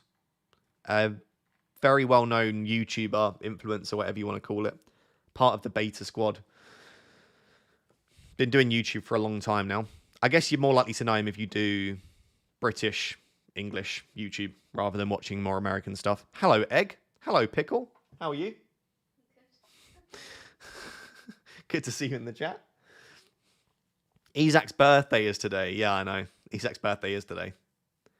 Whether you trust the birthday theory or not, it's up to you. Or they're going to give him his birthday off, you know? Might have a nice relaxing birthday at home. Who knows? I really want Phil Foden to become an option again. I do love myself some Philip. Is KDB going to start? I've got no idea. Pep's playing a bit of mind games, I think. Happy birthday, Isak. I love that someone's wishing Isak a happy birthday in the stream. DCL and Solanke or Watkins and Rao for Isak and Meniz. I think I prefer DCL and Solanke. I don't know that I'd bring in Meniz, because you could quite conceivably see then Meniz start ahead of Jimenez, right? I know Jimenez is probably going to start this week, but I think longer term. Do you have a bit of a cold? Yeah, I do sound a bit nasally, don't I? I mean, I've already got a bit of a nasally voice, but I do get what you mean. I did feel a bit under the weather yesterday, actually, so maybe I do. Hopefully not really bad, though. I wouldn't be surprised. I do a lot. Probably a bit run down, to be honest. Oh, that wouldn't have been picked up on the mic. Pickle, my girlfriend, just went, I'll look after you if you're ill. Thank you very much, Pickle. I appreciate that. Very sweet. I feel like I want to make a transfer now, but I feel like I should also wait. If I waited this long, why not wait a bit longer? But I'm eager. I'm eager to make a transfer. For those of you that have just joined, welcome to the stream. Please do consider subscribing. I think I'm probably going to do Moniz and Isak to Calvert-Lewin and Watkins. And I think if I sell Isak, I might just start Robinson just to like really go all in on the Isak not getting points. Can you transfer out Isak already so I can move the armband to him? Yeah. What pub would you most recommend in Nottingham Centre? Depends what you're after. Are you trying to watch football? If you're trying to watch football, probably Beer Keller or Shooters is the bar above it. It's not far from where I live, but it's really a good sports bar. If you're just looking for a pub, you've got the what is it called? The Old Trip to Jerusalem, the oldest pub apparently in the UK. That's quite a nice pub. I assume you're looking for football, so Shooters or Beer Keller. Also, the pub opposite, I think it's called South Bank. They also show football. Probably would be those two. Selfishly, I miss when Ross's streams weren't quite this busy. I know, there's like pros and cons, right? I love it being this busy because it's great for the channel. I love seeing so many people. But I do also understand what you mean. It was a lot easier to answer all your questions. Do you know on average, for people that, by the way, I'm so sorry if you've been in on my streams and I've never answered your question. I know what that's like when you're repeatedly asking a question to a stream and they don't see it. But just to give you some context, on an average live stream, I get somewhere between 30 and 40,000 messages in the chat. So it's just not conceivable to answer all of them, sadly. As much as I hate that, I would love to be able to answer all of them. Anyway, start Greaves or Luca Dean? Definitely Luca Dean. I know you're watching Isak, but what do you think about Saka and Isak out, Smith Rowe and Haaland in? I like it. I'm not sure about Smith Rowe at the moment, but he's got a home fixture. Newcastle aren't great defensively. Yeah, I like it. I don't mind bringing in Haaland this week, but I also don't think it's the best week or the week where you have to do it. Now, there is a week to go without Haaland. This is the week to do it. I'd hope. Jesus, I mean, if Haaland scores another couple of goals, I give up. I honestly do. The good thing for me, though, this week is Haaland's not going to be very highly captained. So the damage that Haaland will do this week is lower than in previous weeks. That is the one saving grace and positive for me.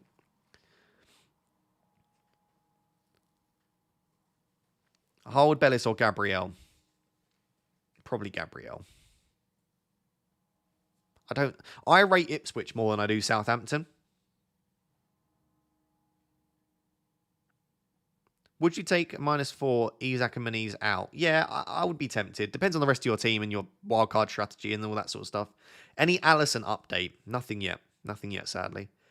Might go for a Jackson punt. Yeah, Jackson's a player that deserves some thought. I do think, though, my prediction is in one of the next 3 Premier League games, Jackson's benched and Nkunku starts ahead of him. I think that will happen at some point. And so if I don't think he starts the next 3 games, I don't want to bring in a player that I don't think starts. But I could be massively off. It could be that Jackson starts all of them. I just think... Did you see Maresca's press conference quote? It was along the lines of... He went through and listed in each position, in each like left wing, central attacking midfield, striker, right wing. He listed the players that could play in those positions. And he said, for the striker position, we have Jackson and Nkunku. So... I think he very clearly sees Nkunku as a number 9 more than a number 10 or a right winger or a left winger.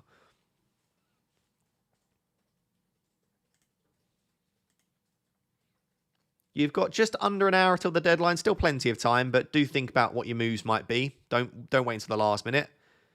Maybe have a plan in place just in case we get news that Isak's not travelled or we get news that Jota doesn't start. Like, have a plan in place for what you might plan on doing. Yeah, it's worth having though, isn't it? So you're not panicking last minute. I like to do that. Have like contingency plans. Like for me, if I find out that Isak's travelled and I find out that Jota doesn't start, I'll keep Isak and I'll sell Jota, probably for Palmer. Or would I? Actually, I don't know that I would. I could do Moniz to Watkins and then Jota to... I'd be tempted by Jota to Bruno. Can you imagine how outrageously angry people would be if I brought in Bruno? It's maybe worth it. I do think Bruno's just due at some point very soon. He's been so good. We appreciate your efforts, mate. Thank you very much, SK. I appreciate it. Gabriel versus City or Robinson versus Newcastle? I think just about Robinson for me. Vardy or Calvert-Lewin for a one-game punt? Vardy for me. Start Semenyo or Gvardiol? Brighten up my life. Thank you very much. Semenyo, just about. Lazy FPL said yesterday in his Game Week 5 preview team news, Alisson, De Bruyne, Isak are all doubtful. Yeah, that's true. I don't think that's that lazy FPL know anything. I think that's just based on the press conferences. Alisson, De Bruyne, and Isak are all doubtful.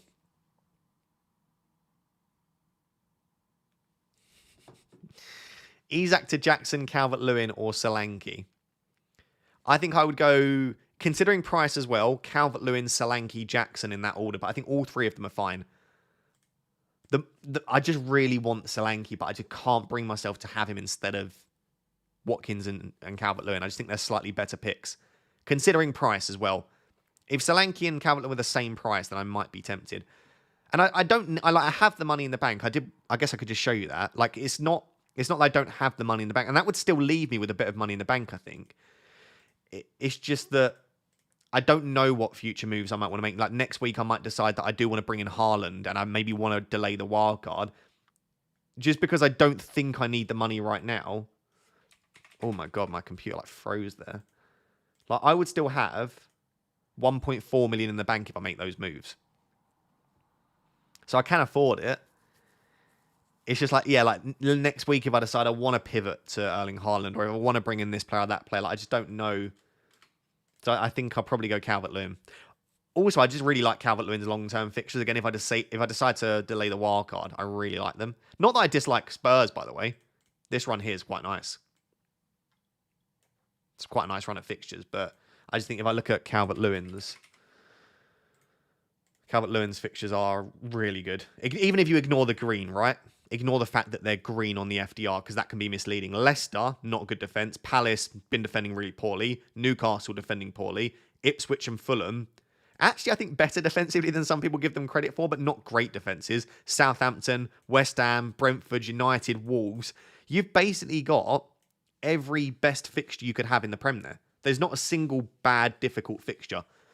They're not facing like a Nottingham Forest. They're not facing a Liverpool, an Arsenal, a Man City. Like that is just a great run of fixtures. I don't think I will save the wildcard, by the way. I think I'm going to wildcard in Game Week 7. But even then, if that's the case, it's Leicester and Crystal Palace, you know? So that's where I'm leaning at the moment.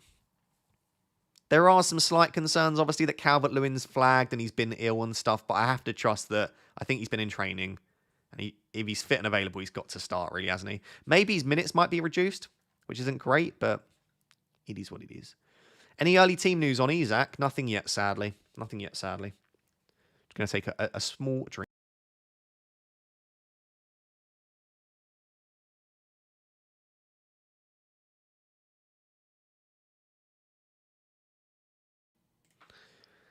Are we getting any Lewis Hall leaks? Hall or Robinson? I doubt we'll get a Lewis Hall leak, so I'd go off the basis we're not going to. I'd just start Robinson, just because you know he's going to start. I don't necessarily think that it's that much better to start Hall, so I don't think it's probably worth the risk. Have we had any early team news? Not as far as I've seen. I mean, let me know in the chat if I'm wrong and let me know what account to look out for, and I can bring it up on the screen. But as of right now, I've not seen any early team news. Menez to Calvert-Lewin, Vardy or Nketiah. 0 bench, wildcard 6. If you're wildcarding in Game Week 6, I'd just do probably Vardy. I think this week Vardy has the best fixture. So, for a 1-week punt, Vardy.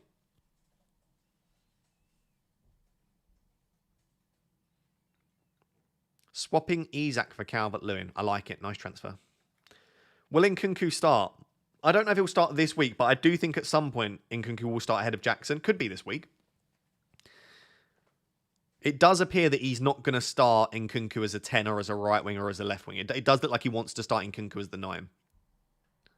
So if he's going to start, it would be ahead of Jackson, which I wouldn't be overly surprised at. Nkunku's been good when he's come off the bench. Like, he's shown why he should be starting at some point. What do you think about captaining Jota?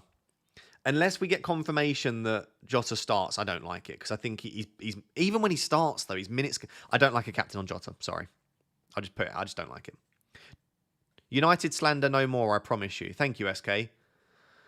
I don't blame you though. Do you want to just slander United all you want? I don't blame you. By the way, I'm going to watch Man United versus Spurs at Old Trafford next week, and the tickets have been provided by Manchester United, and I'm going to be in a box for the first time at Old Trafford. I've been in boxes before, but not at Old Trafford, which is amazing. So Pickle and I are off to Old Trafford to watch that game. I'm so excited. What is my life? Like Manchester United giving me tickets to go and watch Manchester United in a bougie-ass box. Mental. I'm so excited. I haven't been to Old Trafford I went last year, so like a year. It's been a while. So thank you. Thank you for watching my videos and my streams, because if you didn't watch my videos and my streams, then I wouldn't be able to work with my boyhood club, which is pretty insane. Wait, why didn't I know? Have I not told you that, Samantha? Sorry. I forget to tell you these things. Yeah, I know. Pretty crazy. Might be opportunity for future ones as well, Mum. So we can go to the next one together. Benjamin says, swapping Isak for Calvert-Lewin gives me enough money to afford Alexander-Arnold. Okay. I have Munoz, Robertson, and Robinson. Would you recommend swapping Munoz for Alexander-Arnold and swapping Trent for Gabriel? Are you on a wild card? Remind me, Benjamin. I don't think you're on a wild card, are you? So this feels like a lot of transfers to be doing. Assuming you're not on your wild card, which I think based off your last super chat you weren't, probably not. I mean, I do like Isak to Calvert-Lewin, by the way, but I wouldn't then be trying to bring in Trent and stuff like that. I'd probably just stick with the defence you've got for now. So that's my answer. Not on a wild card. I'd leave all those defensive transfers. But if you are, then yeah, I'd Isak to Calvert-Lewin, bringing in Trent. That all sounds pretty good to me.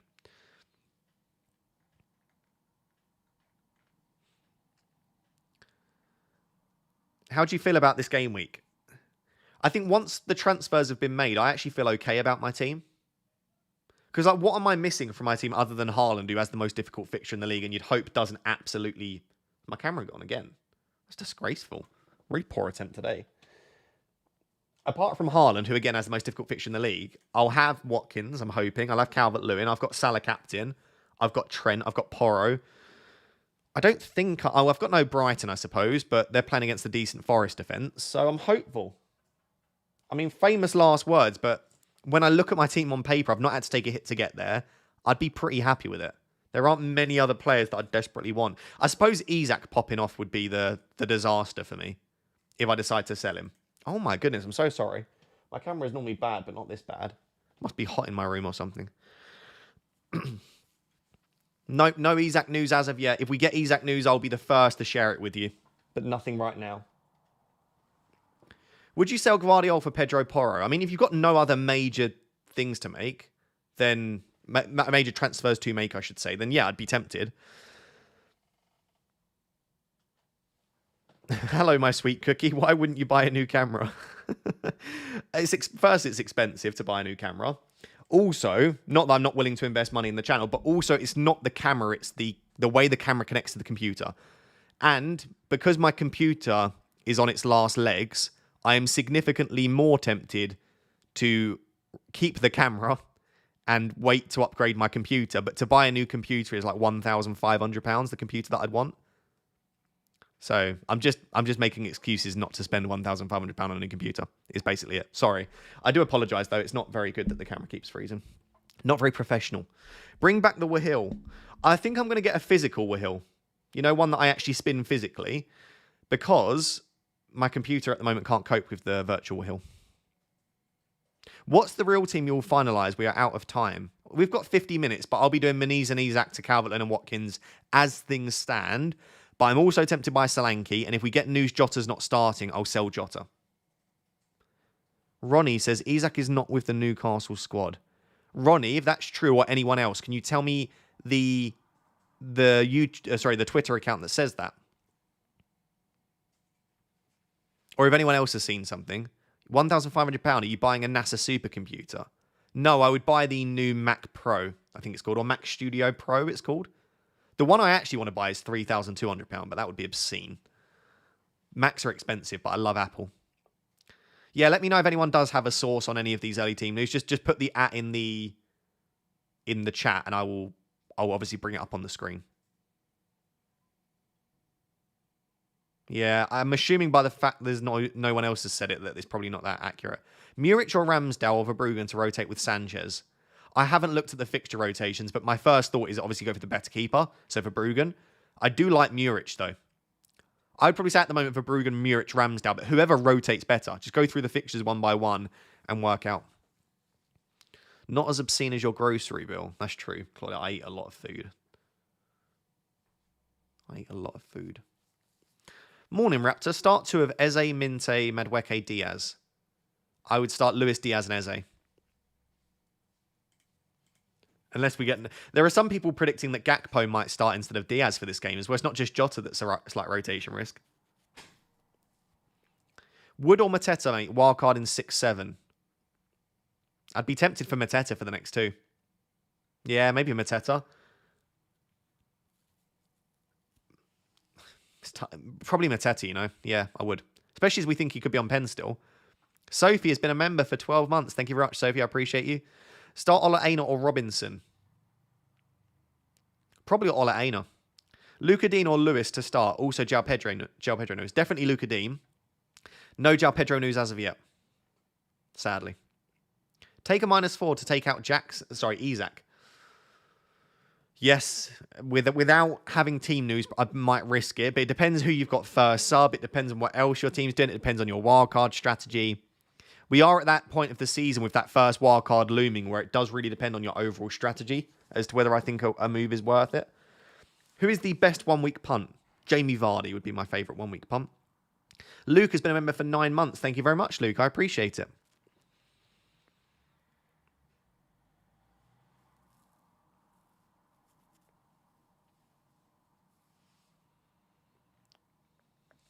Isak to Calvert-Lewin or Solanke?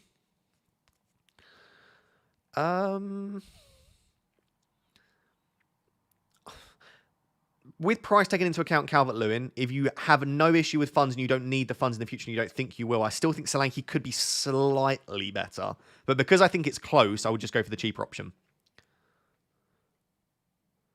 Frosty, my team is so stinky this week, hoping for one of those weird weeks where random players do well and not the high EO. But I don't think anyone's team looks good, Frosty, does it? Unless you're wildcarding. Even if you're wildcarding this week, the fixtures just don't align to have a good team this week. Odds on a triple captain Salah? Not for me, not against Bournemouth. I think there will absolutely be better fixtures than a Bournemouth at home. Morning, start 2 from Fass, Robinson and Smith Rowe. Thank you. Robinson and Smith Rowe. I do like Fass, considering the fixture, but I just... Actually, would I start Fass ahead of Robinson?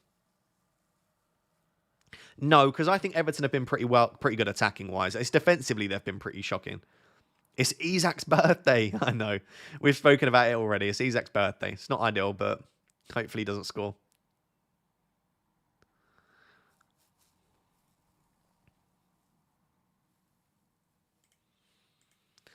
I'll have to start thinking about making my moves soon. I don't want to leave it too late. You know, risk the site crashing and whatnot. That'd be a bit of a disaster. Watkins or Vardy in for Isak? I mean, Watkins in isolation, but it depends what you can do with the rest of them. Morning, Captain McNeil over Haaland for a punt. That's more than a punt. I'm not a fan of that, sorry. McNeil's just got no goal threat. But if you really want to go spicy, then I'm not going to talk you out of it, but for me, no. Sorry, meant to say 3 of Diaz, Madueke, Eze, Minte. Okay, I'd bench Minte then, because there are rumours that he might not start. So out of those options, I'd be more likely to bench Minte.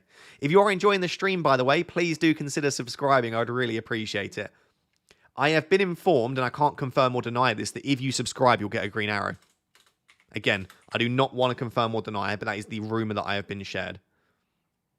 And if that's true, well, why wouldn't you want a green arrow? Like, why would you say no to a green arrow? It's crazy. Maniz to Calvert-Lewin and Isak to Watkins done yesterday. Still okay? Yeah, absolutely. I'm probably going to do that myself. Those will probably be my exact moves. So yeah, I like it. Ross, would you start Greaves, Robinson, or Conser? Probably Conser. I think I'm going to end up starting Robinson because I think I'm going to sell Isak. So I don't have that same clash. Like right now, if I was to keep the team as it is, I might as well back that Isak's going to score and I bench Robinson. But because I'm probably selling Isak, I'm going to probably go Robinson. I do like Greaves, though. It's a bit fun, isn't it? You know, no one else will start Greaves in the world. I mean, his ownership is so low, and even those that own him are probably going to bench him. What is his ownership? 2.4%.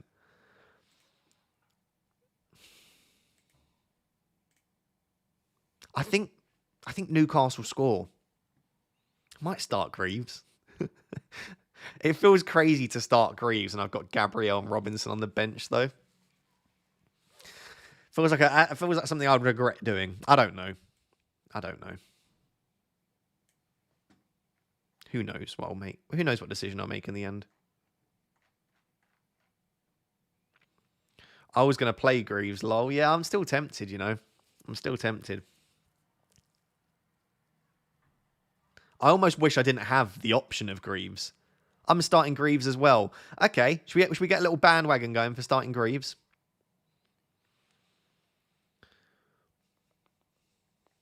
Do you think Guardiola is going to start?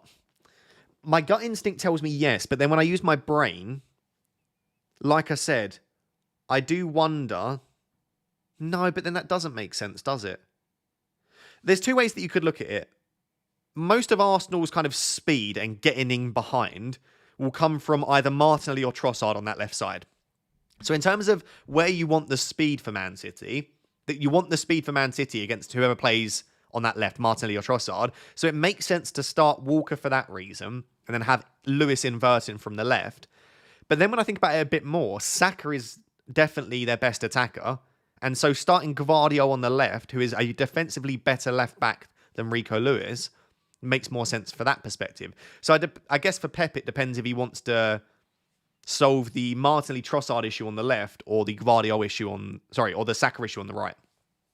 I'm probably overthinking this, but now that I think about it again, I think Gvardio will probably start. I think. Any João Pedro news? No, we still haven't got any news at the moment. I'm hoping we do, though, because there are quite a few things we could do with knowing, but... Sophie with the super chat says, Fantasy Football Hub suggested I bring an Mbeumo for Jota. I'm not sure whether to go ahead with it, as Liverpool has a decent fixture. What do you think? So, just to give you an idea with Fantasy Football Hub's recommended transfers, they weight it across 5 weeks. So, across the next 5 weeks, I absolutely think that Mbeumo is better than Jota. But that doesn't necessarily mean that I think you should make it this week. I would only make that move in the next 40 minutes we get news that Jota isn't starting. And in fact, now that I think about it, I would be very tempted to bring in Mbeumo myself as my Jota replacement, if I found that out. The issue is I've got Pedro Porro, and it's kind of like, again, I'm just creating a clash in my team where they're very unlikely to both get points. So, yeah, I like the transfer, Sophie, but I would only make that if we find out that Jota's not starting. You're overthinking, Raptor. What am I? I'm overthinking everything, probably. Should I leave Saka first bench in case Pedro or DCL drop out, or just play him and leave one of them out? I'd probably start Saka ahead. Would I start Saka ahead of João Pedro? I'd probably start Saka ahead of João Pedro, honestly. Saka's brilliant. He's got penalties. He's got set pieces. You know? Jota to Bruno till game week 8. Don't tempt me. Don't tempt me with the Jota to Bruno transfer. I would be very tempted, yeah. I think Jota will start for what it's worth. I'm just a little bit concerned that a few Liverpool accounts are predicting a benching.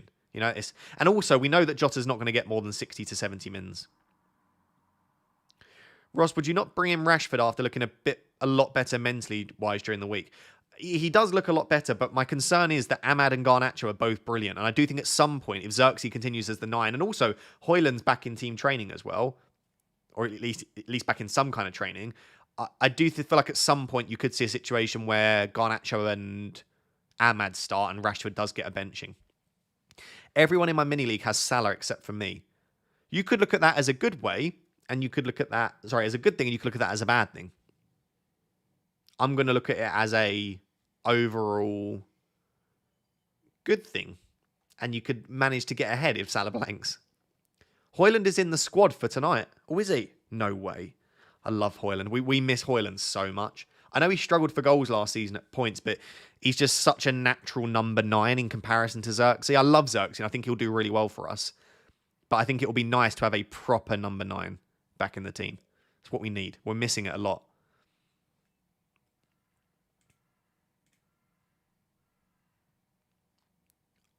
Craig Hope and Lee Ryder have said Isak plays. Have they? Let me have a look at that. Let's go have a quick look. Lee Ryder and Craig Hope. I know Craig Hope. I don't know who Lee Ryder is.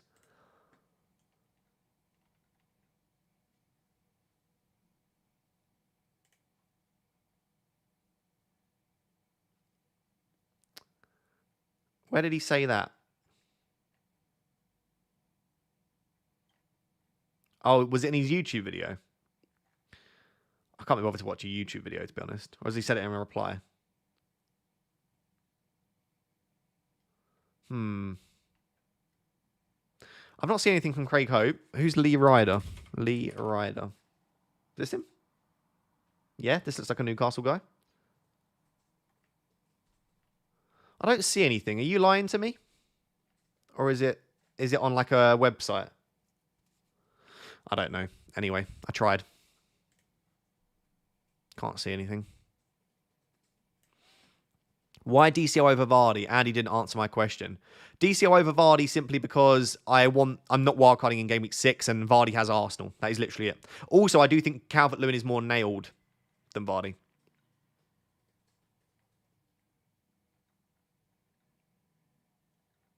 I think Vardy could see, just because of his age and due to the lack of minutes, you know.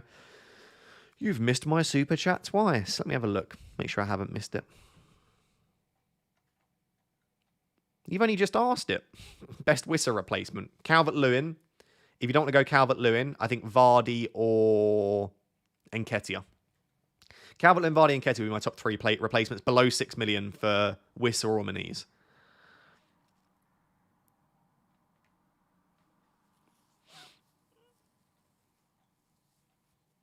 Sharda worth a punt, geez. On a wildcard, I'd be tempted. I don't know that I'd bring him in as a transfer, unless you're not wildcarding for a while or you've already wildcarded. Basically, I think if it's a longer-term punt, I do think Shard is good. But if it's not a long-term punt and it's just for the short term, I'd probably just go for like a Rodgers for now, and then I'd wait and find out if Sharda is likely to start. But yeah, as far as we're aware, Sharda is going to be the replacement for Wissa in that team. He's a £5.4 million midfielder. I think Sharda will be extremely popular on wildcard 6 and 7. Playing Madueke and Welbeck for Saka and Gabriel on the bench. Should I play Saka instead of Jota?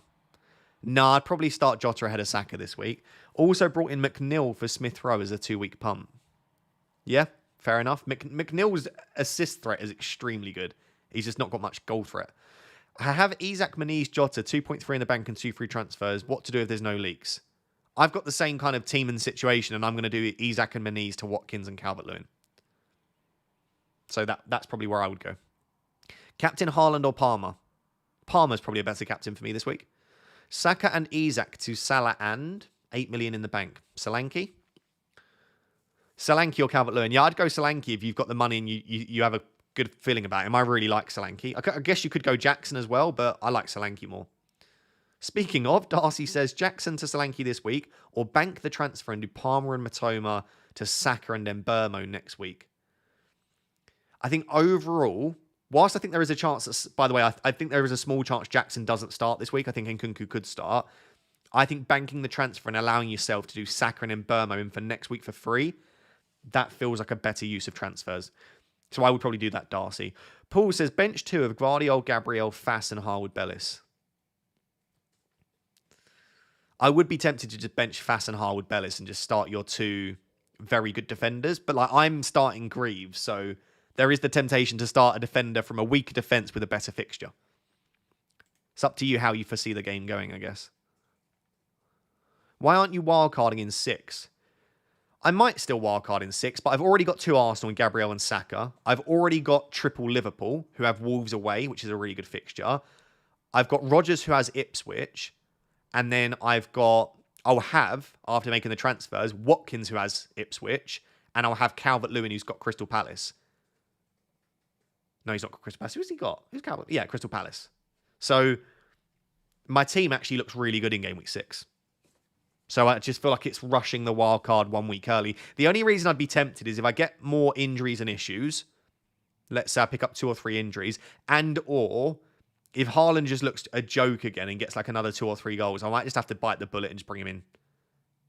Because if he's doing that against Arsenal, he's got Newcastle in 6. Maybe it's just like, damn, I just need to accept. I'm now 5 million or whatever it is, and I just need to bring him in. So it depends on a couple of things. But at the moment, yeah, game week 7 wildcard is much more likely for me. We've got just over half an hour till the deadline. Still no early team news on anything, which is a shame. Thought we might get something. Who would you sell Lewis? Oh, sorry. Would you sell Luis Diaz this week, and for who? The only reason I'd sell him is if we get a leak that he doesn't start, and I'd probably go to Brian in Burmo. Shelley sells seashells by the seashore. Why is Bill giving me all these tongue twisters? I appreciate it, Bill, though. Keeping me cognitively sharp. You know, I appreciate it. Thinking about me. Captain Watkins, Palmer, or Haaland? Oh, I would captain Watkins of those 3, probably. Play Conser over Rodgers. Can't be asked with Rodgers 2-pointer. I'd still rather start Rodgers than Conser, but yeah, if you can't be bothered, then go for it. I'm benching Haaland for Rodgers, Diaz, Welbeck, João Pedro. Best of luck. I wouldn't bench Haaland in a million years. I'd rather start Haaland than any of those 4. But I understand why you're doing it. There's massive upside to be had. It's the same argument for going without Haaland, right? When Haaland blanks, you've got a 15-point, now 3 million asset, taking up all that budget and blanking. And it probably means if you've got Haaland, you probably don't have Watkins, but maybe you do, but it would then mean you don't have Salah. You know what I mean? Like it's very difficult to afford all of these players. So if you have Haaland eating up your budget and he blanks, then it's a good reason to go without him, which was the justification. So basically, if you want to bench Haaland, go for it, but I wouldn't. How do you maximize your team value during the week you're on wildcard? By temporarily buying players that might rise 0.2 million, or just catch the rises that you'll actually want? You've answered your own question there, Taylor. You do both of those things. So if a player on Saturday night, so tonight, if a player looks like he's rising in price, and you think it's a player that could rise again, even if you don't want that player, make sure that you buy them. Because if they rise twice, as you say, you can sell them for 0.1. The other thing you do is absolutely jump on players that you think you might want on your wildcard. Even if they're only rising the 0.1, you obviously jump on them before they rise. The final way that you maximize your team value is by not making mistakes selling players that you have money tied up in. So let's say you've got someone like, let's say even Mohamed Salah. You might sell Salah saying, nah, I don't think I'm going to want Salah on wildcard because I want Saka instead. What happens if Saka gets injured midweek? You might then pivot and say, actually, I do want to have Mohamed Salah. So don't sell players you've got money tied up in. Bring in players that might rise twice, and also bring in players that you might want ahead of time that might rise. Hopefully that makes sense. But yeah, it's absolutely important to try and maximize team value on a wildcard. Robinson versus Lewis, then Jota, Pedro, Muniz, 1 transfer. I would start Robinson ahead of Lewis, and I would prioritize transferring out Muniz ahead of Jota and João Pedro, Jacob. Yeah, no team news as of yet. Crazy. I mean, it's not like we're waiting for one person to give us team news. We're waiting for hopefully Isak news. We're waiting for hopefully Jota and Diaz news. We're waiting for hopefully... There's more news. I mean, early Chelsea news, I'm surprised we haven't got yet. Like, we've got nothing. I mean, we've got half an hour, to be fair. So it could be in the next half an hour. This tends to be when we start to get it. But I don't know. I thought we might get a couple of really early bits of team news this week. And we've not.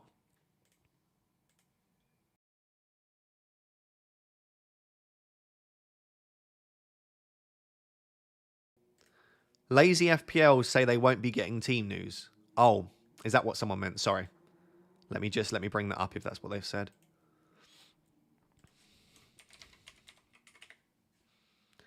That's a shame because they are often a really good source of team news.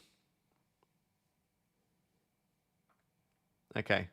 So Lazy FPL said, appreciate all the new follows, but we probably won't get any early team news this week. At least they've told us. I appreciate the early nod. If you do want to follow Lazy FPL, by the way, they're often very good for early team news, but sadly doesn't look like we're going to get it from them. But there still are other accounts that could get us the news So I wouldn't give up hope. I wouldn't give up hope. I might make one move now, which is Meniz to Calvert-Lewin. I feel like Meniz is going to score today. Oh, I feel like Isak and Meniz could both score. I've given him enough patience, though. I think, you know. Delap, Leaf Davis. Yeah, both of them are fine. They've got good fixtures coming up, Ipswich.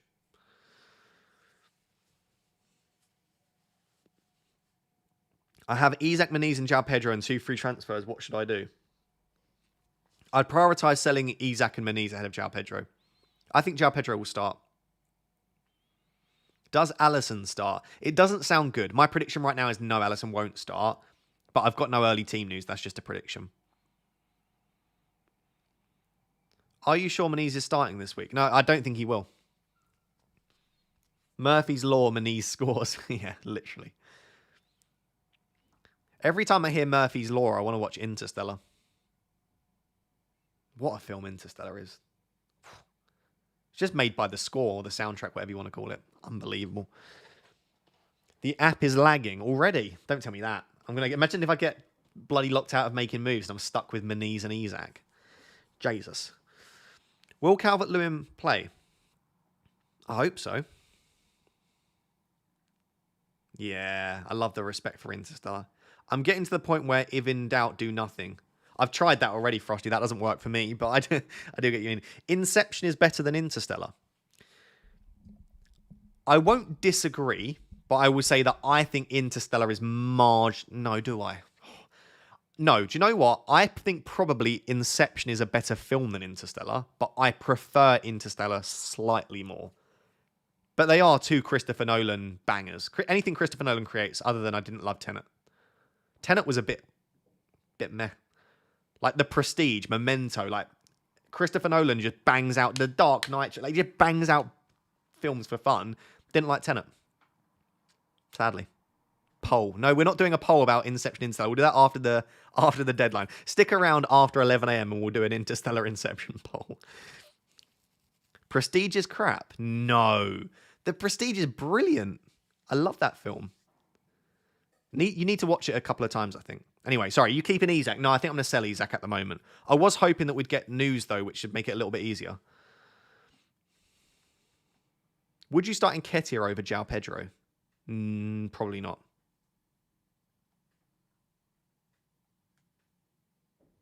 The twist at the end of Prestige is brilliant. I know. Don't ruin it for anyone, but whoa. Whoa. Why is my camera? Hello? Okay, I think that's just my computer. Bench Ruben Dias or Greaves? I'd bench Ruben Dias. Start Greaves.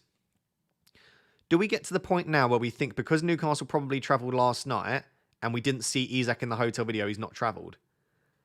Maybe, but there hasn't been a video, has there? It's not like there's been a video and we didn't see him. Like there's just been no video. I get what you're saying, though. I feel like it is more likely that if... I don't know. I feel like it would be more likely if Isak had travelled that someone would say Isak has travelled. What's your thinking behind Calvert-Lewin? Everton have been awful. Everton haven't been awful from an attacking perspective. They've created a lot of chances. They've just been defensively a mess. The Dark Knight is the correct answer. Thanks. You're not wrong. You're not wrong. If Jota and Isak both don't start, who is a better sell?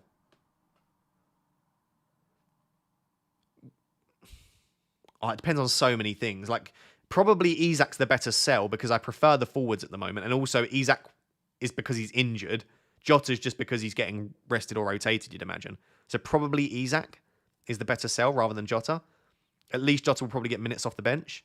If Isak's not travelled, he's getting you nothing.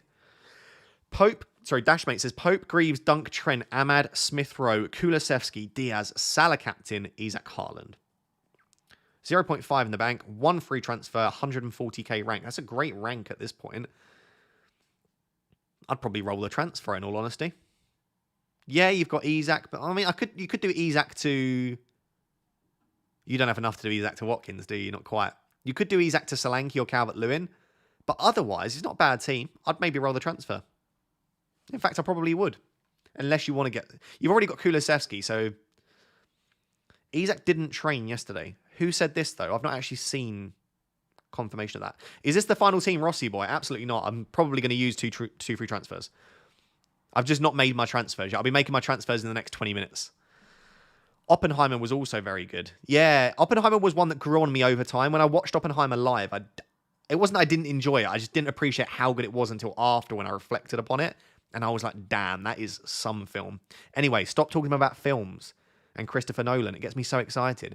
Daniel Mitchell says, Ross, loving the content this season as always. Would you start Robinson, Smith Rowe, or Gabriel Isak? Saving transfers for next week. Alisson injury.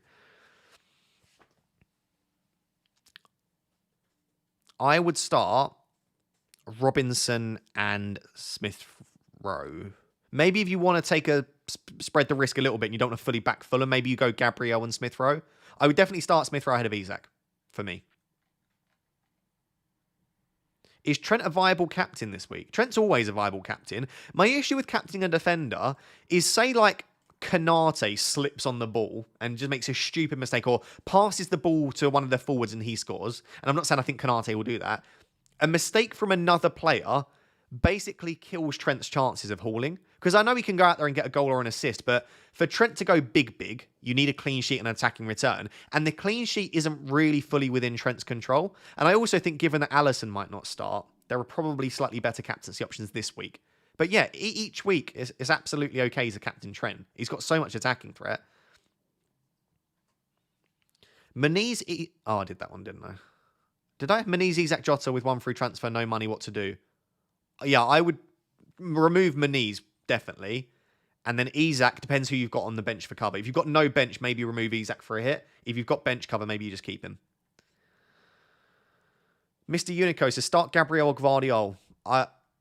I would start Semenyo, by the way. I wouldn't bench Semenyo, but I would start Gabriel ahead of Gvardiol. Because Gabriel versus Gvardiol is very close for me, but Gabriel is just more nailed on.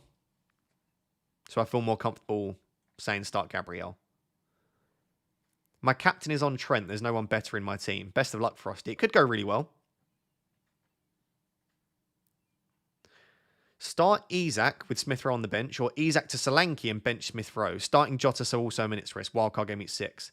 If it's for free, I quite like the idea of bringing in Solanke, but I also think, is Solanke that much of a better option than Smith Rowe? I'd almost be tempted, if you're wildcarding next week, Jace, to just start Smith Rowe and save the transfer. Now, that transfer could come in handy after the wildcard. Gabriel Fass or Ola Aina got Gvardiol starting. I'd probably lean Ola Aina at the moment. Zodiac. Very good for bonus points when he keeps a clean sheet. Feels like he might have a slightly higher ceiling. I don't know. What are Nanoraptor's moves this week? I don't know. Nanoraptor, what have you done with your team? We haven't had a call this week. Let me know what you're doing with your team. I think Nanoraptor might end up wildcarding next week, potentially. Or game week 7. I think she's also got no Haaland, so... Best £8.8 million midfield. There's not really. You could go for Bruno if you wanted to in Burmo. There's no one really stands out for me. Saka out to Son captain. Okay. Can get Saka back on wildcard next week. I don't mind it. I will just say Son is playing very wide at the moment. And he's not really getting lots of goal scoring opportunities. So it's up to you how you perceive. Like, do you perceive his just historical data as being worth still bringing him in? Or do you want to see... Because in recent weeks, Sonny's not really shown much that would make me want to own him. But I do love how good of a finisher he is, etc. So...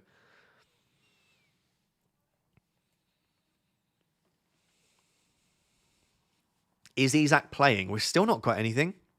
I'm not going to lie. If in the next 5 to 10 minutes we don't get anything, I'm probably not going to wait much longer.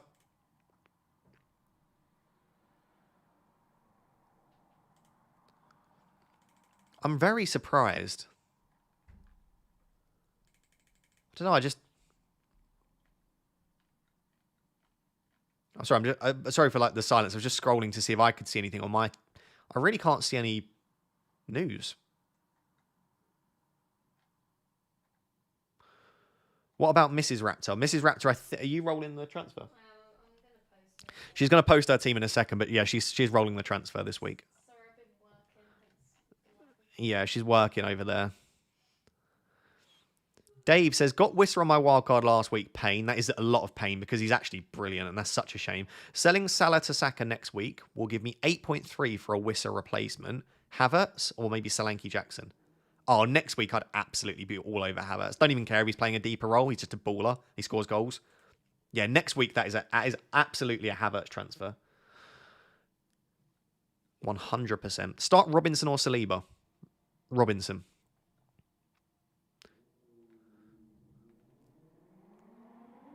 -4 for Maniz out for who? Or start João Pedro?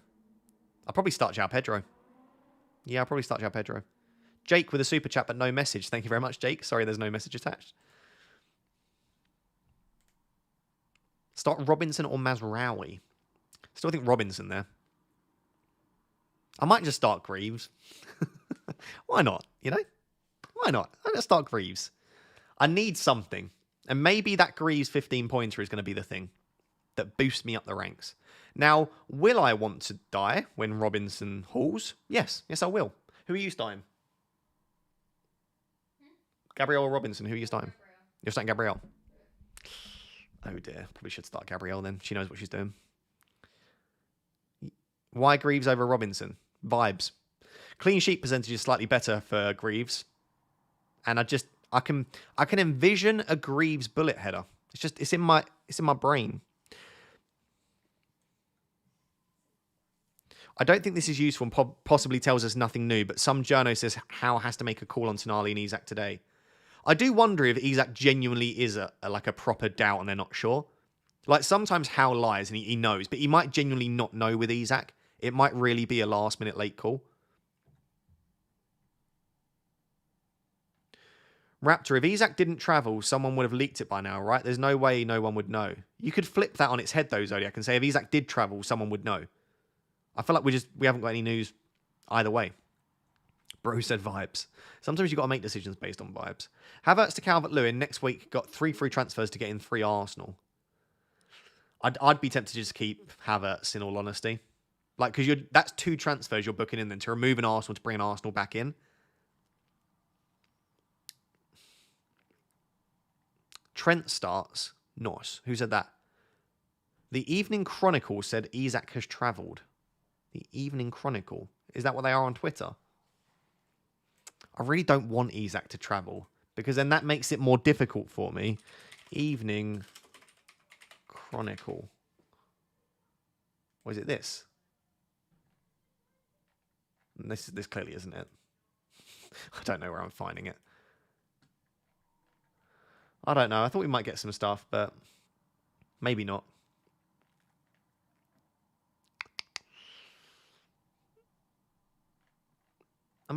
Have I missed it? So loads of people are saying he's actually travelled. I don't know if it's just maybe fake news or if there is something I've missed, but Anfield Insight says Trent starts. Yeah, that's good. I think Trent would have always started, but that's good to know.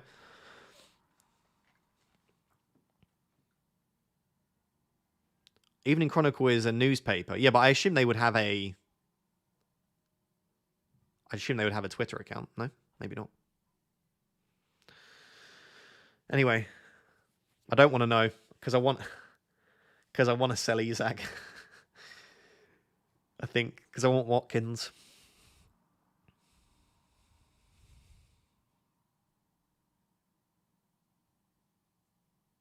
Jota benched. Don't tell me that. No, don't tell me that now. I'm hoping that's a troll. Please don't troll in the chat. I'd rather just be able to focus on the. I haven't even planned what I'd do. I think I'd just exit the full 4-2-2. I brought in Watkins for Isak, says Nanoraptor. Very nice. That's probably what I'm going to be doing. Damn, the FPL site is running like a turd. Oh dear. Oh dear. Source for Jota. No, there's no. I'm just reading the chat. Sadly, I have to trust the chat because sometimes you're truthful, but then sometimes people troll. It makes it very difficult to dissociate between the truth and not. I'm going to give it 2 or 3 more minutes and I'm just going to have to make my transfers. I've tagged you in the post for the Chronicle.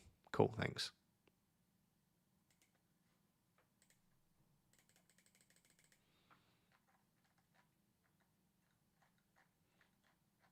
Oh, Twitter doesn't always get me on my notifications, though. I don't know. I've got too many notifications. Don't know what's happening. It's okay. If Isak has travelled, I still don't know how many minutes he gets, and I still want Ollie Watkins, so I might still make the move regardless. Evening Standard, 90 minutes in Yahoo Sports. None of them have Isak predicted to start. Yeah, see, I still think there's some doubt associated. What have you sent me there, Frosty? Anfield debut loading for Chiesa. Is that a start, though? It could be off the bench. I reckon it's still off the bench, Frosty. I guess he doesn't say he's going to start, does he? That's not ideal, though, because Chiesa could start through the middle. Nunes will get his first start. I think Nunes will get his first start against West Ham next week. Oh, God, I don't know what's happening. I've got no idea what's happening.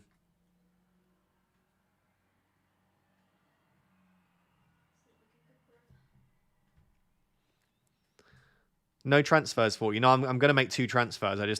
I was trying to wait for some last minute news, but I feel like it's just made it worse because now I've got like little bits, but nothing definitive. I feel like as soon as I hit that transfer button, I'm going to get news that like Jota's benched or something. But the thing is, I don't want to leave it too late to make my transfers because I don't want the site to crash and stuff. Yeah, you say just do it, bro, but I think it's worth waiting a few more minutes and then I'll do it. Anyway, if you've just joined, thank you very much. Please do consider subscribing and dropping a like on the stream. But my current planned moves, I'm not baiting you. I'm not doing it to try and keep views high. My planned moves are Meniz and Isak to Calvert-Lewin and Watkins. I'm just waiting because I thought we might get something on whether Isak has definitely travelled and is with the squad. And I thought we might also get news as to whether Jota starts. Baker retweeted that Jota... Okay, yeah, I can check that. 2 seconds. Thank you.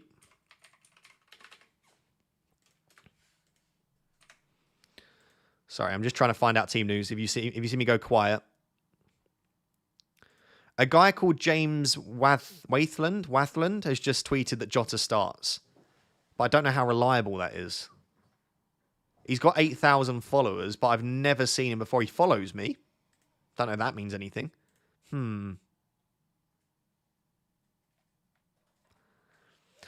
That's not reliable enough for me to share that with you and say that I trust it. But I will share it with you anyway. There is an accountant that has said that Jota starts.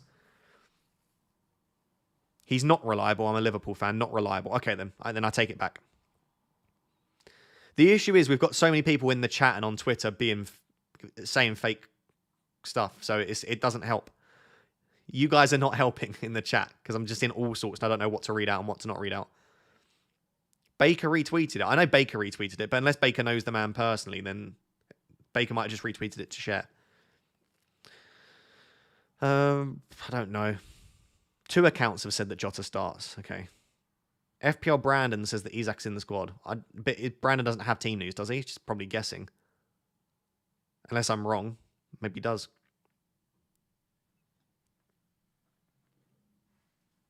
Ross, I DM'd you the Isak article. Okay.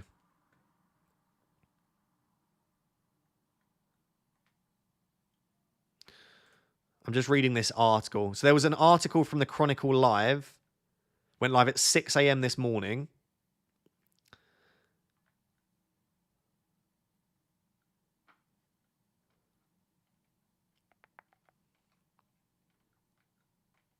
Where does it say that?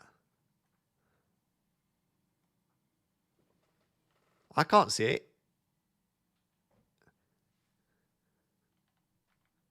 It literally says, if Isak is ruled out today, Gordon is likely to start through the middle.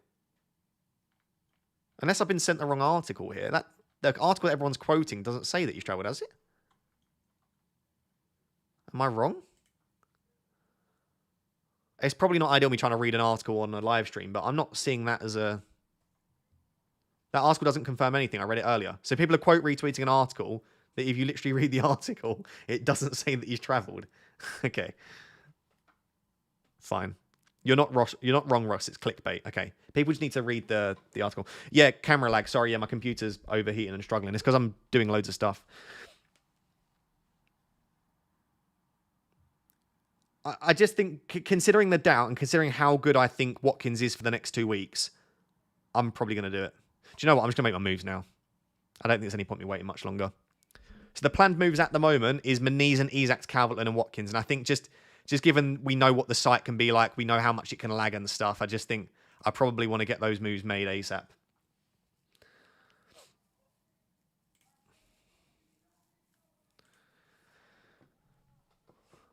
Another somewhat credible source says Jota starts. Okay, we've got a few sources, nothing that I fully trust, and I want to reiterate that I'm not saying Jota starts, but there are a couple of sources. Okay, so now Lukey Boy says Chris Royce is reliable. He says Jota starts. Yeah, there are a few people now that are... Okay, I feel comfortable enough with that. Okay, I'm going to make my moves. If Isak starts and hauls, then he starts and hauls. I still back Watkins to do well over the next couple of weeks. These are going to be the moves then. Muniz. I hate transferring out a player that's not flagged to a player that is flagged, but I'm pretty sure Calvert-Lewin's fine. I hope. And then Isak to Watkins. Right, chat, you've got 30 seconds. Speak now or forever hold your peace. Is there any reason why I shouldn't make these transfers?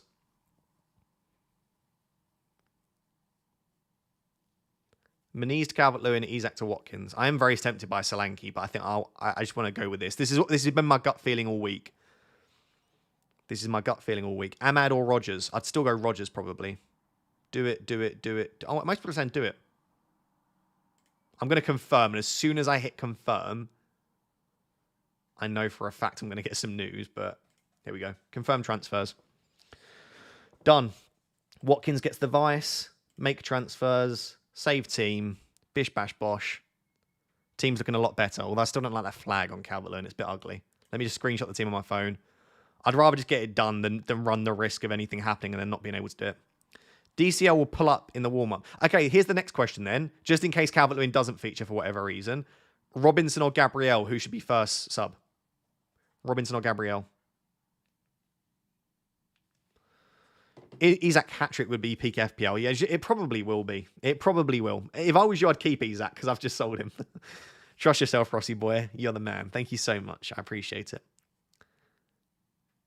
Yeah, I am tempted to have Gabriel. I just know whichever way round I do it, it's probably not right. Gabriel for the bullet header.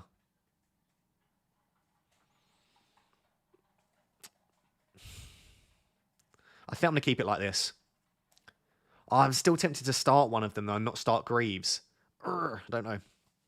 You should have gone Vardy, but I'm not planning on wildcarding next week, and Vardy's got Arsenal, so I'd be looking at my team next week and saying, I don't want Vardy against Arsenal. I'd rather have Calvert-Lewin or Watkins or Solanke. So go the opposite of your gut. So that would be start Gabriel. My gut's telling me Gabriel is not the one to start, so I should probably start Gabriel. We'll score against Arsenal. I do think City score, and Gabriel won't score a bullet header every week. He might do it again, to be fair. So I'm going to stick with this, I think. I'm going to start Greaves. Who's on pens if Isak doesn't play? I'd probably say Anthony Gordon. Maybe Brute. Joelinton took a penalty, didn't he, actually? I don't know. Newcastle fans, who's on penalties if Isak doesn't start? So many people bringing in Watkins for Isak. We all know what this means for FPL. Sometimes transfers work out, though. Sometimes transfers work out. It's not always that they backfire. It's just they always backfire for me, seemingly. You think it will be Bruno on penalties?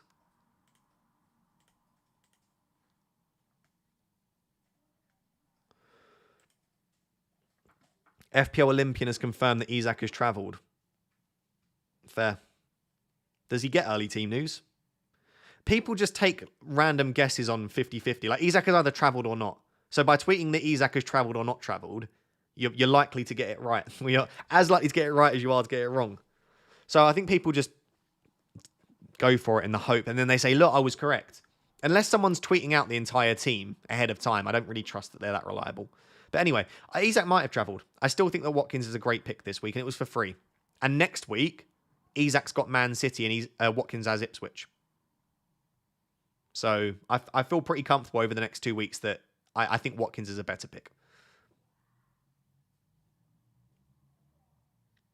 Watkins will 100% get benched for Duran now. I really hope not.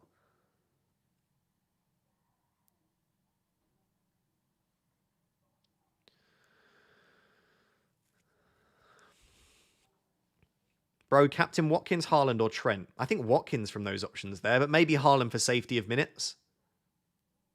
I really don't mind Haaland captaincy. I mean, he is playing against one of the better defense in Europe, but it's Haaland. And there's that constant debate, obviously, between the fixture versus the player. And if you're backing the player at all, then you've got to say Haaland is the best captain every week. Any news on João Pedro? Nothing, sadly.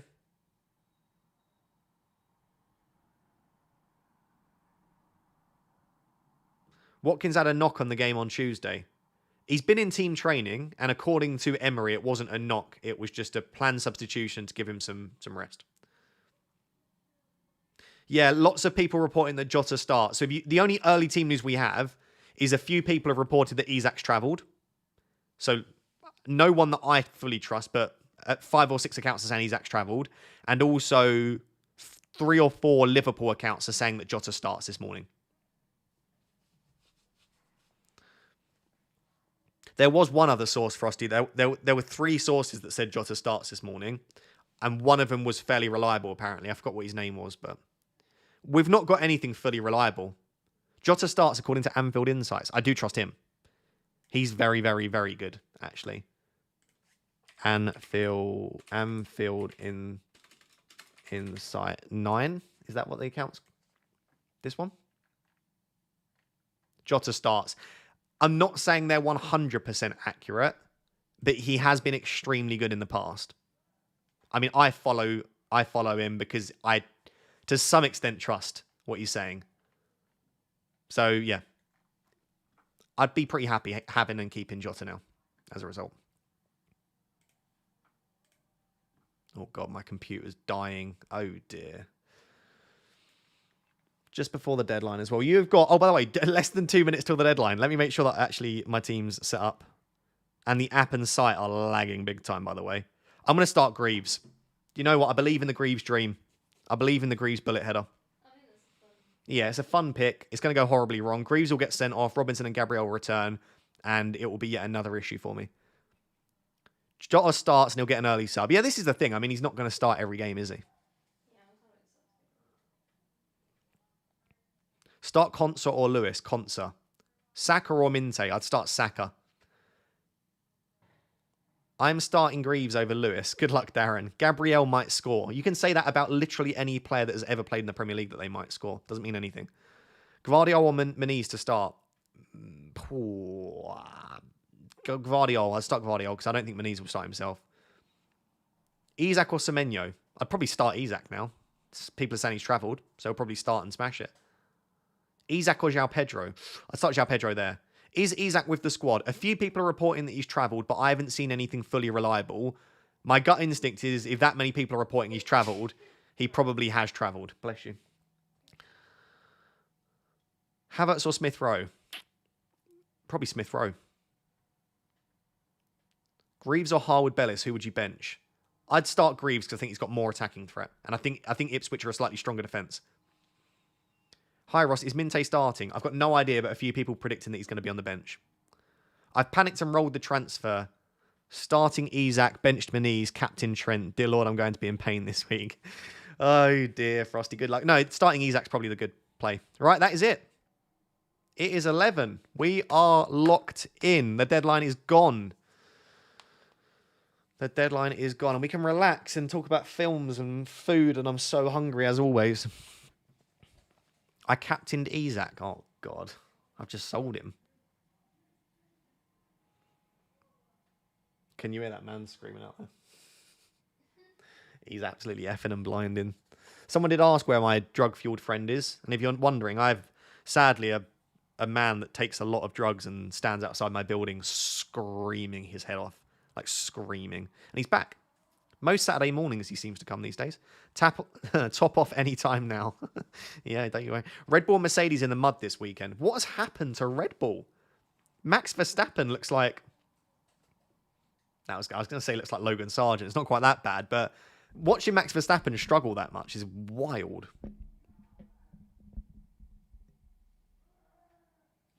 Can you hear him? Jesus. Also, have you seen that video of Lance Stroll? Which one? It was just like an interview after free practice. No, I've not seen it yet. I'll have a watch of it in a bit. So Red Bull look good in FP3 right now. Oh, do they? What, Perez or Verstappen? Perez is just basically a better version of Verstappen now. So, watched TikTok Boom last night. Great film. Interesting. Right, let me tweet out my team and get hate for starting Greaves. I'm excited. I missed the last 30 minutes. Can you give a quick update if you made transfers or not? Yeah, I sold Muniz and Isak for Calvert-Lewin and Watkins. Probably the wrong decision, in all honesty. I could have just made one of those moves, but I wanted them both, you know? Sometimes it's about what you want to do with your team. And it's what I wanted to do. Here we go. Right. Game week 5 team. I already regret keeping Isak. I already regret selling Isak, if that helps, Lukey. I already regret selling him. Watch Fall Guy. Let me actually, do you know what? I'm going to do that poll. Which is the better Christopher Nolan film?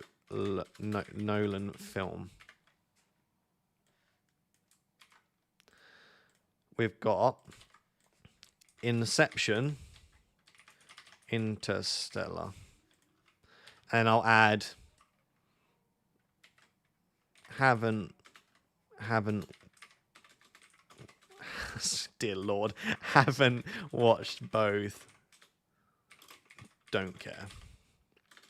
There you go.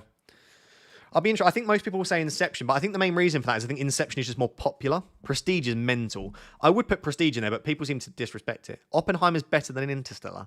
It's not. Do you know what film? Do you like war films? Pickle? What? Do you like war films? So. We're going to do a film night tonight, me and Pickle, and I quite want to watch 1917. It's so good. Oh, chat. Has anyone watched 1917? I watched it in the cinema. That is a special film. The way that it's filmed is just unbelievable. With the camera moving backwards and like they will. Oh, what a film. Anyway, I need to tweet my email. Stop distracting me. Dunkirk is nice. Dunkirk's a banger of a film. 1917 is the best war film. I'd agree. Yeah, 1917 is brilliant. Yes, everyone's agreeing. See, you've got great taste in films, chat. I respect it. So I did Muniz. Where's the point? Where's the point? Here it is. This is me trying to tweet on a daily basis. I feel like an old man. I feel like with time, I'm getting more and more like old. Well, that is how life works. I feel like every human being, unless you're Benjamin Button, over time gets older. But you know what I mean? I feel like I'm aging at quite a fast rate.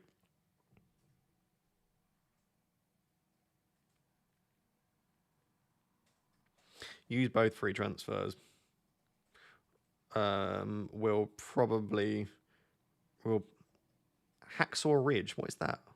I've never even heard of that. Saving Private Ryan is better. I'm not going to disagree with that. I think I prefer 1917, but yeah, Saving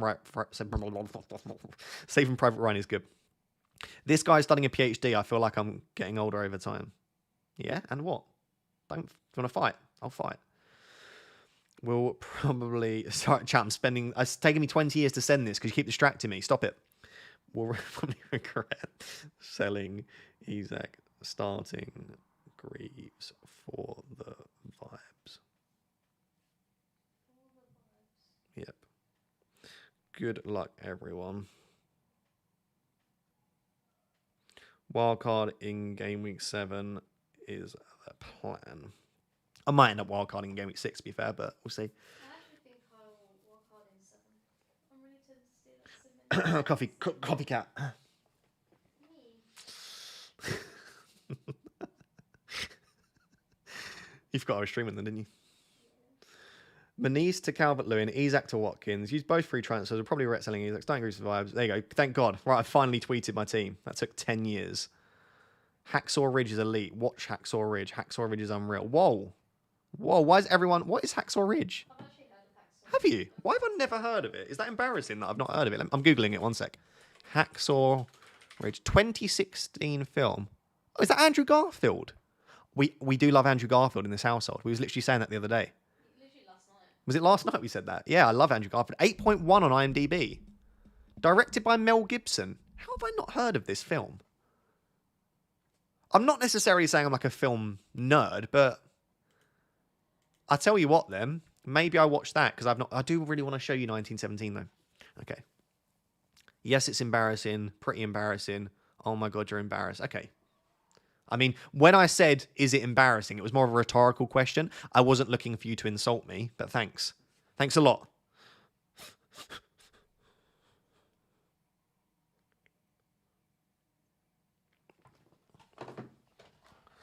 Sorry, what's happening? Right, let me get...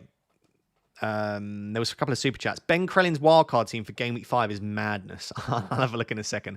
Accidentally wildcarded 5 minutes before the deadline. I hope it went well for you, Charlie. Yash says, hey, Ross, top of the morning to you. Foden is in for me this week. KDB out. I hope that pays off for you, honestly. That's a bold move, but I do think Foden will be a great option very soon. Livs says, Interstellar 10-year re-release at IMAX on December the 6th. Do you want to go watch that? Interstellar in IMAX would be unreal. I wasn't lucky enough to watch it in cinema at the time. I watched it on my TV, but I can only imagine the Interstellar at IMAX. Do you know what? I'm actually going to add a note. I'm adding a note to look into that. Let me do that now. It's a great shout. I'm just going to add it here. Would you want to do that, yeah? Yeah, I'd love to. Interstellar at IMAX. Oh, what a film. Interstellar's probably my... So, right, here you go. Let me know in the chat, what are your top 3 favourite films of all time? My top 3 favourite films of all time are... And I'm going to chuck a surprise one in here, but if you've not watched it, I promise you won't regret it. Arguably my favourite film of all time is About Time. It is a romance, but it's also so much more than that. If you've not seen About Time, please watch it. Second favourite is probably Interstellar. And then third favourite, can I say the Dark Knight trilogy? Because I love all... I actually love The Dark Knight Rises, arguably the... I love that film, the one with Tom Hardy and Bane. I'm going to say Dark Knight Trilogy is a film, even though it's not. So I'm going to say About Time, Interstellar, and then Shutter Island, someone's just said. That's a great shout. Shutter Island's a banging film. Especially if the first time you watch it and you're like, oh my lord, what a twist. My mum has said, Shaun of the Dead, About Time, and Brokeback Mountain. What a trio. I've not watched Brokeback Mountain, but I've watched Shaun of the Dead is brilliant. Shaun of the Dead is one of my mum's favourite films. We've watched that like 100 times. What is it called? The Cornetto Trilogy. It's Shaun of the Dead, Hot Fuzz, and is it Paul or is it The World's End? What's the one that is in the Cornetto Trilogy? Cornetto Trilogy. What is the third one? Is it Paul? No, it's The World's End. Okay, yeah, Shaun of the Dead, Hot Fuzz, and The World's End. The World's End was 11 years ago. No, Mum. I remember when that came out, when we watched it together. The World's End is 11 years old. Hot Fuzz is 17 years old. I love Hot Fuzz. That's a good film. Shaun of the Dead, oh my God, Shaun of the Dead is 20 years old. That is madness. You Have No Harland. Oof. Who cares? Oh, is my camera gone again? Is that my computer? Oh, it is. It's not had a good day today, chat. I'm sad to say. Paul was way worse than the Cornetto ones. I actually agree. Yeah, Paul is my least favourite film with those two in it. Clockwork Orange. So that's a good shout for a film.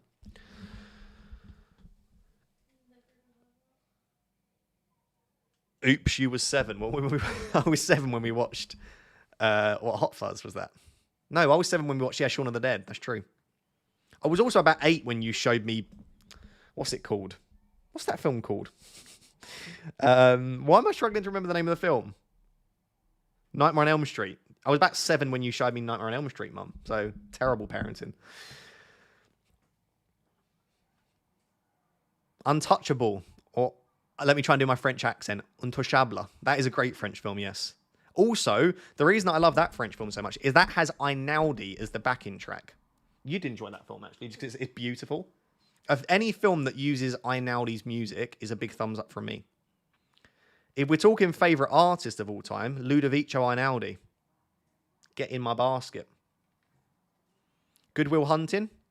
My brain when I realised that Will Hunting is a person's name and that he is good. And his name is Will Hunting. But he's also searching for goodwill, so he's Good Will Hunting. Fantastic name for a film. I wouldn't say Good Will Hunting is close to being in my top 10 films, though. I like it, but it's not top 10. Human Centipede. We're not watching or talking about that. I've not even watched it. I don't want to watch it. Don't want to watch that. Hans Zimmer clears. Hans Zimmer clears if you're looking for a production. In terms of just beautiful music, I actually do prefer Ludovico Einaudi. Believe it or not. A Beautiful Mind. I've still never watched A Beautiful Mind. That's one on my list that I can't believe I've not watched. Are you ready for me to lose all of the people that are watching live and also all of your respect? I've never watched Goodfellas and I've never watched The Godfather, 1 or 2. Now, please don't hate. It's just one of those things. I just never got round to it. Beetlejuice. What, the original? Are they making a remake, aren't they, of Beetlejuice? Are you worried by how much Haaland is going up in price? Frosty, I'm trying to have a nice chat about films here and you're trying to ruin my weekend. But to answer your question, yes. Because my team value's terrible and Haaland keeps going up in price. So yeah, maybe I'll just go without for the entire season. Why is everyone forgetting Shawshank Redemption? No, there were a few shouts for it, to be fair. Shawshank is wonderful as a film. I do rate Shawshank Redemption.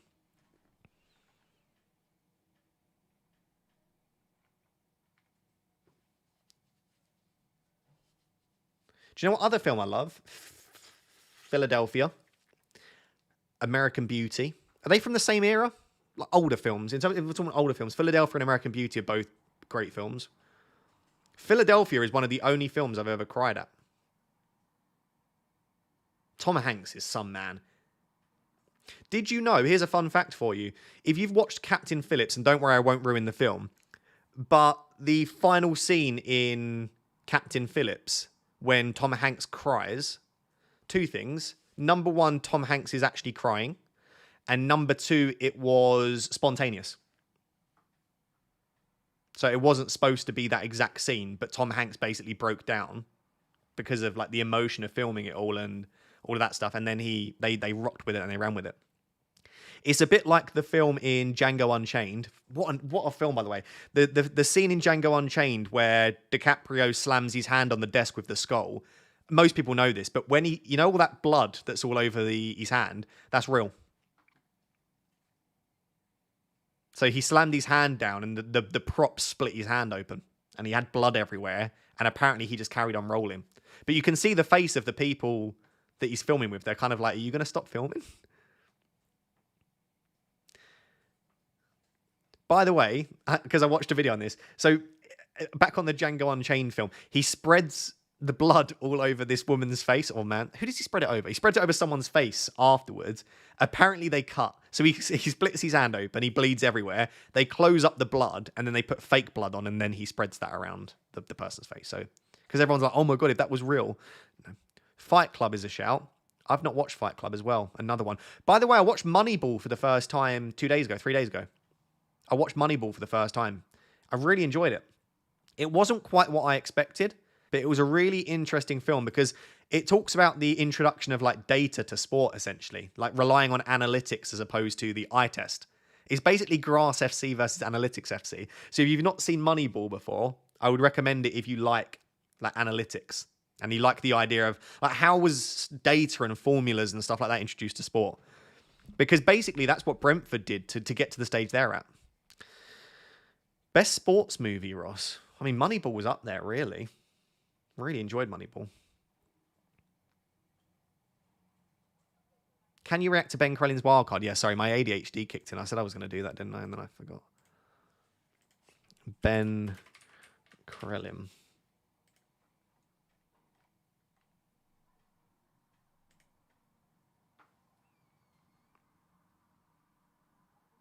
It's a nice wildcard. I don't see a massive issue with it. Oh, he's got no Salah.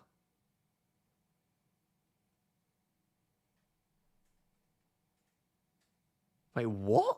Okay, that's a stinker. Well, it's probably not a stinker. Ben Crellin finishes like top 10k every year.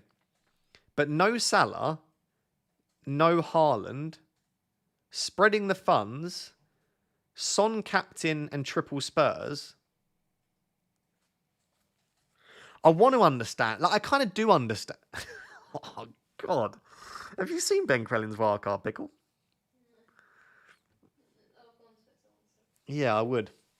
Unless you can see the screen from where you're sat. It's here. No, I can't. Okay.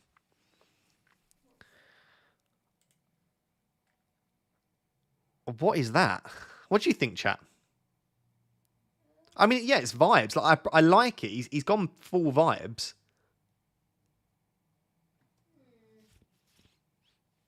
not my favourite. Ross is trying so hard to be nice and not call someone out on stream. I mean, so here's the nice thing that I would say. Flecken's a great pick. I love Saka and Gabriel. Colwell's fine. Guardiola's nice because of the fixtures that are improving. Dunk's a good shout. I like Porro and Solanke. I like Palmer. Fernandez, I still think is a great asset. And Mbomo's a good pick. Vardy is great for this week and also from Game Week 7 onwards. I love the picks. I don't have an issue with any of the picks, but it feels insane to have triple Spurs, no Liverpool against Bournemouth at home, and no Haaland. That seems crazy. Unless if Salah's bench, then I'm calling Ben Crellin out that he knows something that we don't. But having no Liverpool for Bournemouth at home, I'm not sure about that one. And they've got Wolves away next week. They've got two really good back-to-back fixtures here against Bournemouth at home and Wolves away. Yeah, I'm sorry. Not for me. But I do appreciate the vibes. You know? We appreciate vibes. What are people saying about my team? Oh my God, you still don't have Haaland. Do you reckon it's that? Oh no, good luck, Ross. I'm enviable of your transfers. Same transfers. Wishing you the best of luck. Oh, here we go. I was waiting for it. No Haaland, cooked. I can't begin to say how boring these comments are. That's one. I genuinely think I have had over 3,000 no Haaland, cooked kind of comments. Who's ready for the weekly FPL Raptor mental breakdown? Also, you forgot to put your rank in this one, buddy. Do you know what we do with haters like John90051152330 with no face? We block them. And people say, Ross, that's so soft. Do you know the pleasure of social media is that people are rude? I don't ever have to see them again. Bye-bye. Nice seeing you. Good luck with everything. Oh, God. It's just fun, isn't it? It's fun. The fun life of being a content creator. Blocked. He'll get Haaland next week. Must have stonks left in the bank. Yeah, he probably does have a lot of money in the bank, to be fair.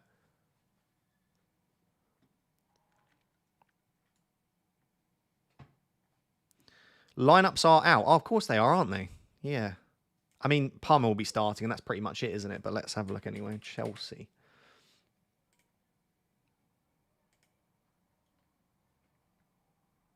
Palmer starts, Colwell starts, Fofana starts, Sancho starts, Jackson starts.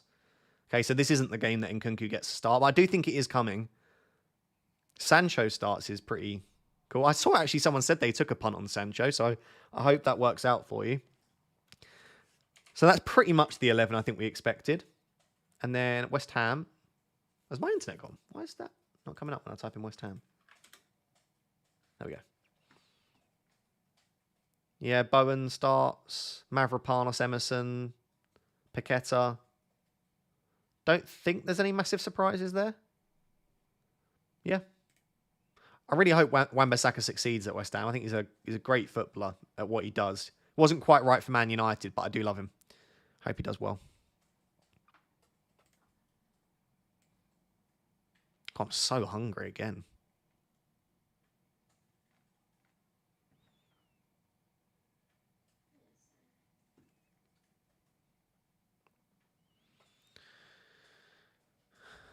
If you had to compare your FPL team to a film, which would it be?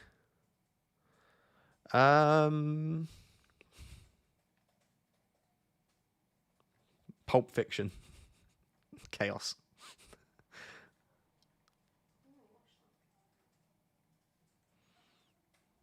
You never watched Pulp Fiction? Yeah, there's so many films. Yeah, Pulp Fiction's a classic. If you think Ross is embarrassing, you should be in the list of things I've not watched them. Pulp Fiction's one of those films where you watch it, and at the end, I just stared at the blank screen at the end and just was like, what on earth have I just watched? Oh, the Joker. That was what we said we were going to watch. Oh yeah. Because the second Joker's coming out, isn't it? Yeah, I actually really enjoyed the Joker. You know, like some people like the Joker's the best film I've ever seen. I didn't think it was that good, but I thought it was a good film. Titanic, Chris said. You did not just compare my team to Titanic. That's probably correct.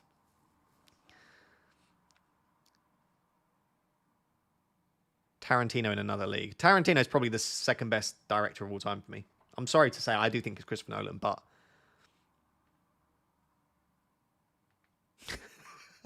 Green Lantern, the cast is great, but the product is awful. Yeah, I would say my cast is pretty great, but yeah, the product has been pretty shocking, hasn't it? McLaren dominance is going to bore fans. What is FP3 just... What's going on in FP3? Is it just Piastri and Norris? Charles Leclerc has been pulling in some absolute beautiful laps recently, hasn't he? We do love Charles.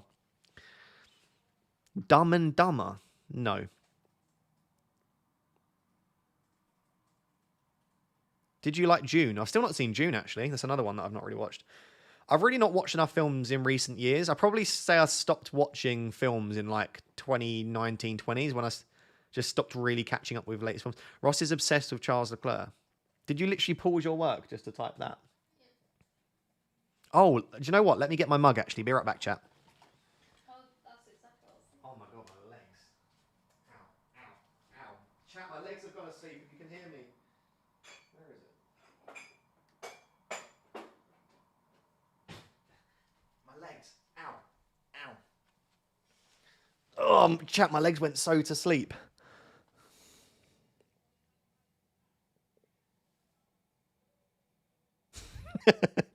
Do you like my chat? Chat, do you like my mug? It says single, taken, and then mentally dating Charles Leclerc. I will just say I was bought this when I was single. Obviously now, I would never tick that one. Okay, Pickle?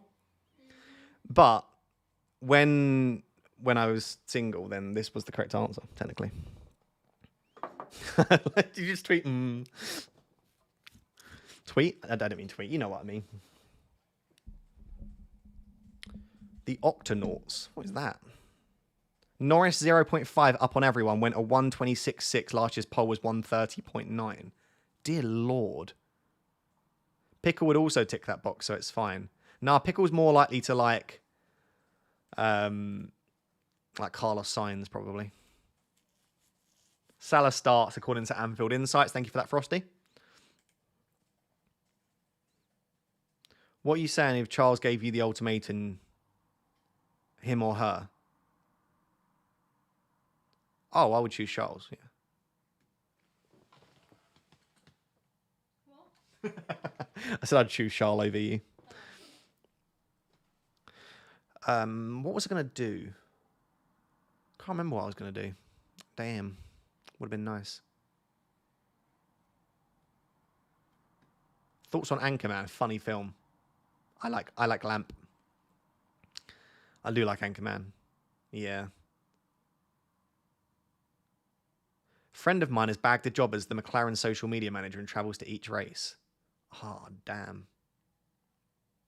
Oh, it was a 129.6. I did wonder. I was like, a 126.6. I don't want to question you, but that's 4 seconds quicker than last year's poll. Okay, 129.6 makes more sense.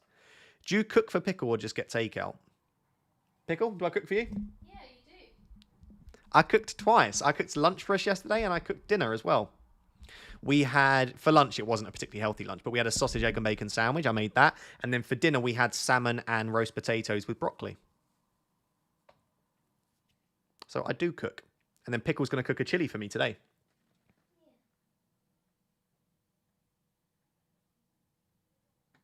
Oh, do you know what film I just thought that was so good? Oh my God, why have I just... The name's gone. Oh no. Oh, the name was in my head. It was Minority Report with Tom Cruise.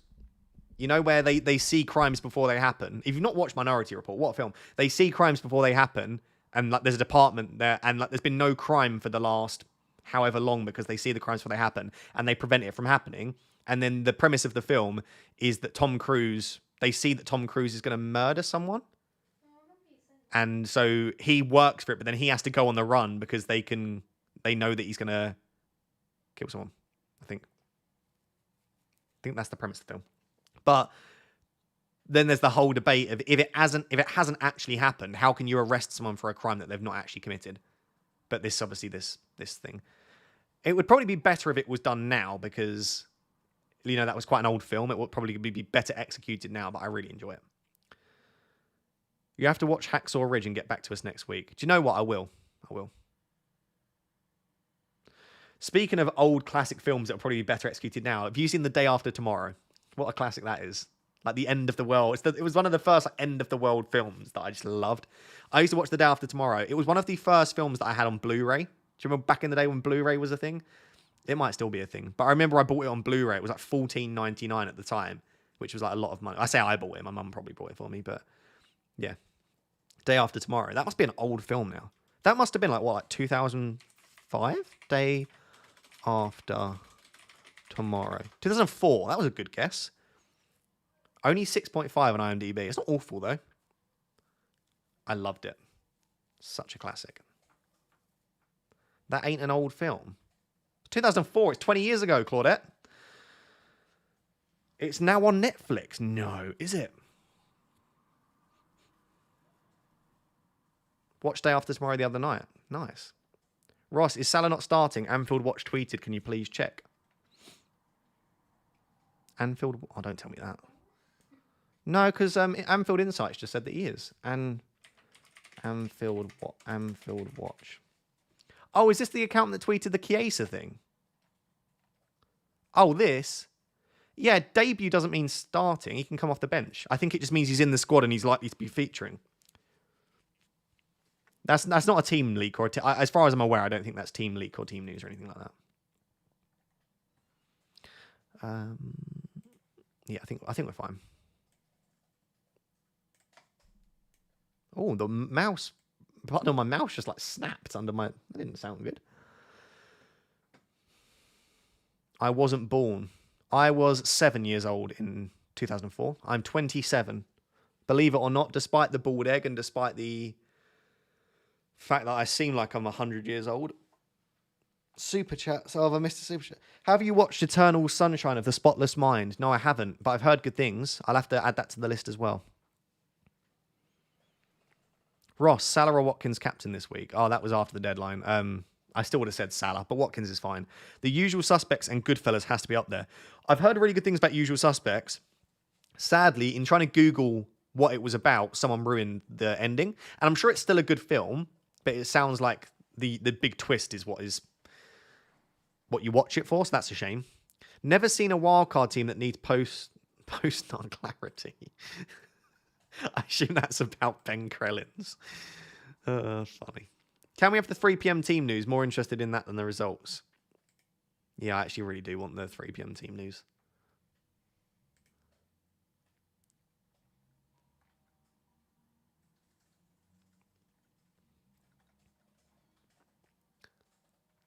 Right.